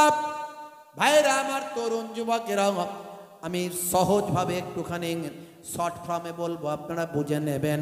ভাইরা আমার, তরুণ যুবকেরা আমার, এখন এই ইসিদের মাথার চুল উঠে যাচ্ছে। তার কারণ হলো পৃথিবী বিখ্যাত এক ভাই আমার 2জন গণককার আছে এখন বর্তমানে। যদিও ইসলামে গণককারকে আমরা বিশ্বাস করি না, আমরা কোনো রকম গণনাতে বিশ্বাস করি না, আমরা কোনো রকম ভবিষ্যৎবাণীতে বিশ্বাস করি না। কারণ ভবিষ্যতের মালিক হলেন একমাত্র আল্লাহ। ওয়াল কদরে খাইরিহি ওয়া শাররিহি মিনাল্লাহি তাআলা। ভাগ্যে ভালো মন্দ যা কিছু হয় সবই আল্লাহর পক্ষ থেকে হয়। হে তরুণ যুবকেরা, বন্ধুরা আমার, শুনে রেখে দিন, প্রতিনিয়ত সেখানে মানুষের জীবনটা হয়েছে পিঁপড়ের থেকেও আরো অধম। পিঁপড়ে একটা মারা গেলে আমরা কষ্ট পাই, কিন্তু সেখানে মানুষের জীবন ফুলের মতো বাচ্চা, ফুলের মতো নারী, শিশু। হে তরুণ যুবকেরা, প্রতিনিয়ত হাজার হাজার মানুষ, তারা জীবনটা তাদের শেষ হয়ে যাচ্ছে। ভাইরা আমার, ওদিক থেকে দেখা যাচ্ছে এই ইসিরাও মারা যাচ্ছে। ইসিদের যারা ভাই আমার, যারা সামনাসামনি যাচ্ছে, মানে যারা দায়িত্বে আছে, তারাও কিন্তু চলে যাচ্ছে। এরকম ঘটনা ঘটছে। বন্ধুরা আমার, তরুণ যুবকেরা, কিন্তু ইসিদের মাথার চুল উঠে যাচ্ছে। তার কারণ হলো ইসিদের যে হেড, যে পিএম, সে পিএম এর ঘরেতে পর্যন্ত হিজুরা অ্যাটাক করে দিয়েছে। এই হিজুরা একটা সামান্য ছোট দল, সেই হিজুদেরকে নিয়ে ইসিদের মাথার চুল উঠে যাচ্ছে। সর্বোপরি আপনারা জানেন ভবিষ্যৎবাণী আমরা বিশ্বাস করি না, কারণ আল্লাহ জানেন ভবিষ্যতের খবর। তবে ইসিরা তো ভবিষ্যৎবাণী বিশ্বাস করেন। পৃথিবীর বুকে দুইজন বিশ্ববিখ্যাত ভাই আমার ভবিষ্যৎ যারা বাণী করেন, এরকম দুজন ব্যক্তি যাদের কিছু কথা হয়তো মিলে যায়। একজন মহিলা আছে, অন্ধ মহিলা। এই অন্ধ মহিলা এক সময় ভাই আমার একটা অ্যাক্সিডেন্টে অন্ধ হয়ে গিয়েছিল। তারপর থেকে সে কিছু গায়েবী কথাবার্তা বলেন, সবই আল্লাহর ইচ্ছা, আল্লাহ যেটা ভালো চান সেটা হবে। তবে তার কিছু কথা কোনো ক্ষেত্রে মিলে যায়। সে বলে দিয়েছে আগামী কিছু বছরের মধ্যে ভাই আমার মধ্যপ্রাচ্য ইমানদারদের হাতে চলে যাবে। এই কথা শুনে ইসিদের মাথার চুল উঠে যাচ্ছে। বন্ধুরা আমার, তরুণ যুবকেরা আমার, এই ইসিরা হলো অবৈধ। 1948 সালের আগে এদের কোনো অস্তিত্ব ছিল না, পৃথিবীর মানচিত্রে এদের কোনো নাম নাই, এরা অবৈধ। আমি ডিটেলস বলেছি, আজ আর বলছি না। হে তরুণ যুবকেরা, হে আমার মুরব্বিয়ানেরা, শুনে রেখে দিন বাবা, জেনে রেখে দেন। আমার আল্লাহ যখন চাইবেন, আমার আল্লাহ যাকে চাইবেন, আল্লাহ যার মাধ্যমে চাইবেন তার মাধ্যমে খেলাটা ঘুরিয়ে দেবেন। একজন জালেম ছিল, এই রকম বড় জালেম, জায়গাটার নাম হলো সিলেট। এই সিলেটের জমিনে একজন জালেম ছিল যে ইমানদারদের উপর জুলুম করত, যেমন ইসিরা জুলুম করছে। বা আমার নিজেরা অন্যদের হাতে, অন্যদের কাছ থেকে জায়গা তাদের দয়াতে পেয়ে এখন তাদেরকে সরিয়ে দিচ্ছে। ফিলিকে আজকে ধ্বংস করার চক্রান্তে তারা নেমেছে, ফিলিকে আজকে ফিনিশ করে দেওয়ার চেষ্টা করছে। বন্ধুরা আমার, তরুণ যুবকেরা আমার, এই রকম একজন জালেম ছিল সিলেট, জায়গার নাম হলো বাংলাদেশ সিলেট। এই সিলেটের জমিনে একজন জালেম, আমি নামটা বলছি না, সে অর্ডার করেছিল গরুর গোশত খাওয়া চলবে না, গরুর গোশত খেলে তার শাস্তি হবে চরম। হে তরুণ যুবকেরা, কিন্তু পৃথিবীর কোন ধর্মগ্রন্থে কোনো এরকম নির্দিষ্ট করে বলা নাই যে অমুক গোশত খাওয়া চলবে না, তমুক গোশত খাওয়া চলবে না। যদি বলেন প্রাণী, সবই তো প্রাণী। খাসি তো সবাই খায়, সেটাও তো প্রাণী। মুরগি তো সবাই খায়, সেটাও তো একটা জীব। শুধু তাই নয়, মাছ তো সবাই খায়, সেটাও একটা জীব। এমনকি যদি বলে আমরা নিরামিষী, তাহলে সবজি যে খাচ্ছ, একটি গাছ একটি প্রাণ। আজকের বিজ্ঞান সেটা জানিয়ে দিয়েছে, ওটারও একটা প্রাণ আছে। তাহলে তুমি খেতে কিছু পারবে না, আসলে তা নয়। কিছু মানুষের এটা একটা চক্রান্ত বাবা। একদিকে চলে ভাই আমার, একদিকে চলে রাজনীতি, রাজনীতির স্বার্থে এই সমস্ত ধর্মীয় জিনিসকে মানুষের কাছে পৌঁছে দিয়ে নিজেদের চেয়ারের জন্য তারা লড়াই করে। বন্ধুরা আমার, তরুণ যুবকেরা আমার, আপনার ধর্ম আপনি করুন, ধর্মে কোনো জবরদস্তি নাই। লা ইকরাহা ফিদ্দিন, ইসলাম শান্তির কথা বলেছে। ISLAM Islam, I for I, S for should, L for love, A for all, M for mankind, I should love all mankind। অর্থাৎ আমার উচিত সারা বিশ্বের মানুষকে ভালোবাসা। যিনি সারা বিশ্বের মানুষকে ভালোবাসতে পারলেন, তিনি দয়ার নবীর একটা সুন্নতকে অনুসরণ করলেন, দয়ার নবীর আদর্শকে ফলো করলেন। হে তরুণ যুবকেরা, হে আমার মুরব্বিয়ানেরা, খুবই সংক্ষেপ করে বলবো, শুনে রেখে দেন, জেনে রেখে দেন। ইসলাম শান্তির কথা বলেছে, অথচ কিছু মানুষ তারা ভাই আমার বিভাজন করার জন্য, ক্ষমতার জন্য, বিদ্বেষ তৈরি করার জন্য বিভিন্ন বিরূপ মত প্রতিক্রিয়া তৈরি করে বাবা, বিরূপ মত প্রকাশ করে। এই রকম অর্ডার ছিল, গরুর গোশত খাওয়া চলবে না।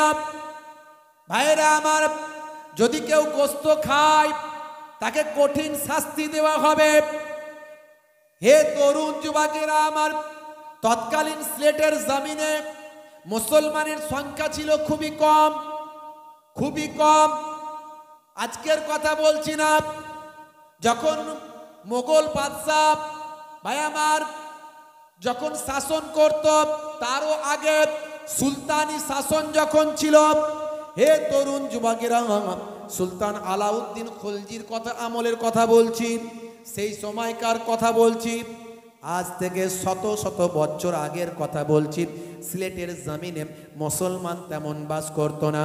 একজন জালেম রাজা ছিল, বাদশা ছিল বাবা, ঘোষণা করেছিল গরুর গোস্ত খেলে তাকে চরম শাস্তি দিতে হবে। অল্প সংখ্যক মুসলমান ছিল, সেই এলাকায় বাস করতো একজন আল্লাহওয়ালা সুফি দরবেশ, সাদাসিধে মানুষ, নাম হলো তার বোরহানুদ্দিন। এই বোরহানুদ্দিন এক সময় তার দেখা যায় দীর্ঘদিন ধরে তার কোনো সন্তান হয় না, তার কোনো সন্তান হচ্ছে না। এমন সময় সে আল্লাহর কাছে ফরিয়াদ করলো নামাজের পাড়িতে, আল্লাহ মাবুদ গো, তুমি যদি আমাকে একটা সন্তান দাও, আমার বয়স হয়ে যাচ্ছে, এখনো তুমি আমাকে একটা সন্তান দিলে না, যদি তুমি আমাকে একটা সন্তান দাও। আবেগবশত রাজার কথা ভুলে গিয়ে আল্লাহকে বলেছে, আল্লাহ যদি একটা সন্তান দাও, আমি একটা গরু কোরবানি করে সবাইকে খাওয়াবো। বলে ফেলেছে তো নামাজের বাড়িতে নাকি? আচ্ছা, বলে ফেললে আল্লাহর সঙ্গে ওয়াদা করলে ওয়াদা ভঙ্গ করা যাবে? করা যাবে? জান যাই যাবে, তবু ওয়াদা ভঙ্গ করা চলবে না। আল্লাহর সঙ্গে ওয়াদা করেছে, জান যাই যাবে, তবু ওয়াদা ভঙ্গ করা চলবে না। ভাইরা আমার, তরুণ যুবকেরা আমার, হে আমার মুরব্বিয়ানিরা, পৃথিবীর মালিক স্রষ্টা, জমিন আসমানের যিনি স্রষ্টা, কুল কায়নাতের যিনি স্রষ্টা, কুল হুয়াল্লাহু আহাদ আল্লাহুস সামাদ, লাম ইয়ালিদ ওয়া লাম ইউলাদ ওয়া লাম ইয়াকুল লাহু কুফুয়ান আহাদ। সেই Allah is one, Allah is one whom all depend. He begets not, not is he begotten, and none is like him. সে আল্লাহ হলেন এক, আল্লাহ অভাব শূন্য, তিনি কাহাকেও জন্ম দেননি, কেহ তাহাকে জন্ম দেয়নি। সে আল্লাহর সমতুল্য কুল কায়নাতে আর কেউ নাই। সেই আল্লাহর সঙ্গে ওয়াদা খিলাফ করা চলবে না। নামাজের পাটিতে বোরহানুদ্দিন নিজের সন্তানের জন্য আল্লাহর কাছে দোয়া চাইল, আল্লাহ যদি তুমি আমাকে একটা পুত্র সন্তান দাও, আমি তোমার কাছে ওয়াদা করছি একটা গরু কুরবানি করে দেশের মানুষকে খাওয়াবো। অল্প দিনের মধ্যে আমার আল্লাহ বোরহানুদ্দিনের দোয়াকে কবুল করে নিলেন, একটা পুত্র সন্তানের আল্লাহ জন্ম দিলেন। হে তরুণ যুবকেরা, পুত্র সন্তানটি যখন ভাই আমার ছোট্ট একেবারে শিশু, একেবারে বাচ্চা, এই দুধের শিশু বাচ্চাটা পেয়ে বোরহানুদ্দিন আনন্দে আত্মহারা। দেশের মানুষের কাছে, দেশের মানুষের জন্য আল্লাহর সঙ্গে ওয়াদা করেছে, আল্লাহর সঙ্গে ওয়াদা করেছে গরু কুরবানি দিয়ে গরু জবা করে খাওয়াবে। হে তরুণ যুবকেরা, হে আমার মুরব্বিয়ানেরা, বোরহানুদ্দিন চিন্তা করলো, সর্বনাশ, আমার দেশের বাদশার কথা তো আমার মনে ছিল না, আমার দেশের রাজার কথা তো আমার মনে ছিল না। রাজা যদি জানতে পারে আমার জীবন শেষ, কিন্তু আল্লাহর কাছে আমি ওয়াদা করেছি, এটা তো আমি পূরণ না করে পারবো না। হে তরুণ যুবকেরা, হে আমার বন্ধুরা, হে আমার মুরব্বিয়ানেরা, শুনে রেখে দিন বাবা। গোপনে কি করলো বোরহানুদ্দিন? গোপনে ভাই আমার গরুটা জবা করলো, দেশের মানুষকে রান্না করে খাওয়ালো, সব গোপনে গোপনে করলো, যাতে করে বাদশার রাজপ্রাসাদ, রাজার রাজপ্রাসাদ পর্যন্ত খবরটা না যায়। মাঝে মাঝে আমাদের দেশেও দেখছেন না, গরুর গোস্ত রাখার নাম করে মানুষকে পিটিয়ে হত্যা করা হচ্ছে। এই অল্প দিন আগে হরিয়ানার একটা ছেলেকে গরুর গোস্ত খেয়েছে বলে মেরে ফেলা হয়েছে। মাত্র 2-1 দিন আগে খবরের কাগজে পাওয়া গেল, 2-1 দিন আগে নিউজে দেখা গেল, আসলে সে যা গোস্ত খাওয়ার কথা বলা হচ্ছে, সে কিন্তু গরুর গোস্ত ভক্ষণ করেনি, কেবলমাত্র তার উপরে ইলজাম দিয়ে, মিথ্যা বদনাম দিয়ে তাকে পিটিয়ে হত্যা করা হলো। ভাই আমার, যে যার নিজের খাদ্য খাবে, এতে কার কি যায় আসে? এটাও কিন্তু এখন বিভিন্ন জায়গায় বাধা নিষেধে পরিণত হয়েছে। হে তরুণ যুবকেরা, দোষ কার? দোষ কার? আমাদের তো নিজেদের ঠিক নাই। ও যা করেছে করেছে, আইন যা করছে, আইন যা হচ্ছে হোক গে যাক, কিন্তু আমরা নিজেরা কি ঠিক আছি? মুসলমানের 10টা করে দল, চিন্তা করুন তো। আমি আপনি তো নিজেই ঠিক নাই। সিলসিলা, মাযহাব, তরিকা, বিভিন্ন দল, বিভিন্ন মত।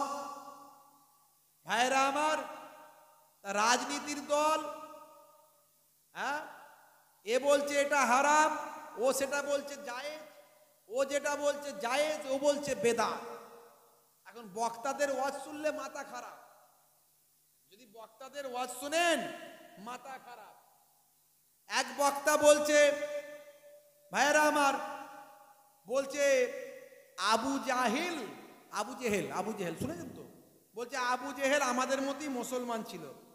এক বক্তা বলছে, শুনলে মাথা খারাপ। কি রে ভাই, আবু জেহেল আমাদের মতো মুসলমান ছিল? সারা জীবন শুনে এসছি আবু জেহেল হচ্ছে কাফেরদের সর্দার, আবু জেহেল হচ্ছে রাসূলের দুশমন, নবীকে মেরে ফেলার জন্য ভাই আমার আবু জেহেল উট পুরস্কার ঘোষণা করেছিল, 100 উট পুরস্কার ঘোষণা করেছিল। আপনি যে আবু জেহেলকে কাফের বলেন, আপনি যে আবু তালেবকে কাফের বলেন, আপনি যে আবু জেহেলকে কাফেরদের সর্দার বলেন, তারাও কিন্তু আমার আপনার মতো মুসলমান ছিল। আপনি বিশ্বাস করেন আর না করেন, কেননা আবু জেহেল বলতেছে বদরের যুদ্ধের আগে, আল্লাহুম্মা আনসুর আহাদাল ফিয়াতাইন। কাবা ঘরে গিয়ে আবু জেহেল আল্লাহর দরবারে হাত তুলে বলতেছে, আল্লাহ, আজকে বদরের যুদ্ধে আমি মুহাম্মাদের মুখোমুখি, এই যুদ্ধে যারা হকের নিকটবর্তী তুমি তাদেরকে বিজয় দান করো। আব্দুল মুত্তালিব কার কাছে দোয়া করতেছে? কার কাছে? তার মানে আবু জেহেল আল্লাহর উপর বিশ্বাস করে না করে না? করে। আর যে আল্লাহর উপর বিশ্বাস করে সে কি মুসলমান নয়? তাহলে আবু জেহেল যদি মুসলমান হয়, আল্লাহর উপর বিশ্বাস করে, তাহলে আল্লাহর আপনি একটা হলো, এ হচ্ছে বলছে আল্লাহর উপরে বিশ্বাস করলে আল্লাহর কাছে চাইলি সে হয়ে গেল মুসলমান। বুঝতে পারলেন? এক বক্তা গেল। আচ্ছা, আবু জেহেল আল্লাহর কাছে দোয়া চাইলি সে মুসলমান? বিপদে পড়লে, ঠেলায় পড়লে তো অনেকেই আল্লাহর কাছে দোয়া চায়, চাই কি চাই না? হ্যাঁ, তা নবীকে যে মানে না সে আবার মুসলমান কি করে? নবীকে মেরে ফেললে 100 উট পুরস্কার দেবে বলছে, সে আবার মুসলমান কি করে হলো? মুসলমান হতে গেলে সমস্ত নবীদের মানতে হবে, আমার নবীকে মানতে হবে, আসমানি কেতাব সব মানতে হবে, কোরআন মাজিদ মানতে হবে। কোরআন মাজিদ আবু জেহেল মেনেছিল? হ্যাঁ, তাই দেখো, বিপদে পড়ে আল্লাহকে একবার দোয়া চেয়েছে আল্লাহর কাছে, তো আল্লাহকে এক বলেই মানে না, তাহলে 360 খোদা রেখেছিল কেন? লাত, হোবালাত, ওজ্জা, মানাত, এরা সব এদেরকে খোদা বলে মানতো। আর এ বলছে আবু জেহেল মুসলমান ছিল কেন? সে বিপদে পড়ে একবার আল্লাহর কাছে দোয়া চেয়েছিল, ওই জন্য। কোথা থেকে কি লাগিয়ে দেয়, এরাও সব বক্তা, বড় আলেম। কে কে বলছে জানেন? এ অনেকেই নাম শুনে, সোশ্যাল মিডিয়া যারা ঘাঁটাঘাঁটি করে তারা জানে কে বলছে এটা। বাংলাদেশের একজন পরিচিত বক্তা, বিতর্কিত বক্তা, সারা ভারতবর্ষের কিছু কিছু মানে অনেক লোকই তার নাম জানে। নাম হলো আব্দুর রাজ্জাক বিন ইউসুফ, তার ছেলে এটা আব্দুল্লাহ বিন আব্দুর রাজ্জাক, যাকে এক শ্রেণীর নতুন একটা দল বেরিয়েছে না, খুব হাদিস হাদিস করে লাফালাফি করে, তারা একে গুরু বলে মানে, গুরু, ওস্তাদ। তাদের গুরুর এই অবস্থা, তার চেলাদের কি অবস্থা চিন্তা করতে পারছেন? যাদের গুরুর এই অবস্থা, চেলারা তাহলে কেমন? এরা তো আবু জেহেলকে মুসলমান বলছে, যে আবু জাহেল আমার নবীকে মেরে ফেলার জন্য 100 উট পুরস্কার ঘোষণা করেছে। আল্লাহকে এক বলে মানেনি সে। যদি মানতো তাহলে 360 খোদাকে মানছিল কেন? লাত, হোবালাত, ওজ্জাকে খোদা বলে মানতো কেন? প্রভু বলে মানতো কেন? হ্যাঁ, যদি আল্লাহকে এক বলে মানতো তাহলে আমার নবীকে মানলো না কেন? আমার নবীকে না মানলে সে মুসলমান হবে? কোরআন মাজিদ যে বিশ্বাস করবে না সে মুসলমান হবে? আবু জাহিল কি সেগুলো করেছিল? এত বড় একজন আলেম, আলেম হিসাবে বড়, কিন্তু বড় আলেম, ভালো আলেম, পড়াশোনা অনেক করেছে, কিন্তু পকেটে ওই যে ইসিদের আর ওই যে ব্রিটেনের, আমেরিকার, এই ওদের সব ডলার ঢুকে গেছে। ডলার ঢোকার পরে এদের কালার বদলে গেছে। আর একটা বক্তাকে শোনাচ্ছি, দেখুন, আগে রাজমিস্ত্রি ছিল, যদি চলে তো শুনিয়ে দেবো, দেখুন কি বলছে, এদের বক্তব্য শুনুন। সমাজে অনেক লোক নাম রেখেছেন আব্দুর রশিদ, নাম আছে না আব্দুর রশিদ, এ নাম রাখা হারাম, চলবে না, একদম নাই। গোলাম মাহবুদ নাম আছে না, আছে, এ নাম রাখা হারাম, চলবে না। জাহাঙ্গীর নাম আছে, চলবে না। শাহজাহান নাম আছে, চলবে না। ইয়াসিন চলবে না, এসব নাম রাখা চলবে না। যে নামের অর্থ হয় না সে নাম রাখা ইসলামে নাজায়েজ, চলবে না। আল্লাহর নামের আগে আব্দ শব্দ লাগানো যাবে। আল্লাহর নাম রশিদ, আল্লাহর নাম আছে নাকি? নাই। এই নামগুলো খুব সাবধান। রশিদ আর রশিদ আল্লাহর নাম নাই বলে দিল। ও এইটুকুও জানে না যে আর রশিদ আল্লাহর একটা সেফাতি নাম। 99টা যে কোরআন মাজিদে সেফাতি নাম আছে, ইয়া রহমানো, ইয়া রহিমো, ইয়া সত্তারো, ইয়া জব্বারো, ইয়া গফফারো, ইয়া রশিদো, এই আর রশিদ নামটা আল্লাহর আছে সেটাও জানে না। ও বলছে নাই, চলবে না। তারপর তো আর বাকি নামগুলো অনেকেরই মনে আছে, এখানে সবার নাম বলছে হারাম, বুঝতে পারছেন? এই হচ্ছে, এরা সব হচ্ছে এখনকারের হচ্ছে ওই দলের হচ্ছে মেন হেড হয়েছে এখানকার, এবার এখানকার হেড হয়েছে ওদের চালা, ওদের চালা। তো এই সব বক্তা এখন নতুন বেরিয়েছে, কত ওয়াজ শুনবেন? আরো আমাকে তো অনেকগুলো আছে, আমি কটা দেবো, এরম দিলে তার ওয়াজ হবে না, বুঝতে পারছি? ভাইরা আমার, ফুরফুরা শরীফ মুজাদ্দিদুজ্জামান পীর আবু বকর সিদ্দিক রাহমাতুল্লাহ আলাইহি, আপনার আমার পীর মুর্শিদ জামানার মুজাদ্দিদ। তিনি ছোটখাটো আলেম ছিলেন না বাপ, ছোটখাটো বক্তা ছিলেন না, ছোটখাটো মাওলানা ছিলেন না। বর্তমান সময়ে যারা আলেম হয় তাদেরকে 6টা হাদিস পড়তে হয়। এই 6টা হাদিস আমার এখানে আছে, এই ট্যাবের ভিতরে, এই ট্যাবের ভিতরে 6টা হাদিস আছে আমার, এছাড়া আরো অনেক হাদিস আছে। কিন্তু এগুলো মূল হাদিসগুলোর সঙ্গে বাংলা অনুবাদ করে লোকে বলছে, যারা আরবি পড়তে পারে না তারা বাংলাগুলো বলে। এত নাম্বার হাদিস, বুখারী শরীফের এত নাম্বার হাদিস, এই বলা হয়েছে। আর তুই মানেটা তো বাংলায় বলে দিচ্ছিস, আরবিটা কি আছে দেখ। অনেকে ব্যাখ্যা আলাদা করছে, ভুল করছে, ব্যাখ্যা আলাদা করছে, তার আপনার ইবারত আলাদা করছে, মানে আলাদা করছে, অর্থ আলাদা করছে, লিখছে এক, মানে করছে আলাদা। তুই অরিজিনালটা দেখ, অরিজিনাল পড়ে মানে করো, বুঝিয়ে দিতে হবে, অত সহজ নয়। বাপেরা আমার, মুজাদ্দিদুজ্জামান পীর আবু বকর সিদ্দিক রাহমাতুল্লাহ আলাইহি, আপনার আমার দাদা হুজুর কেবলা, তিনি 6টা হাদিস তো পড়েছিলেন বটি, 6টা হাদিসের সানাদ তো পেয়েছিলেন বটি, মদিনা শরীফ থেকে আরো 40টা হাদিস শেষ করে তার সানাদ নিয়ে ভারতবর্ষের জমিনে এসেছিলেন।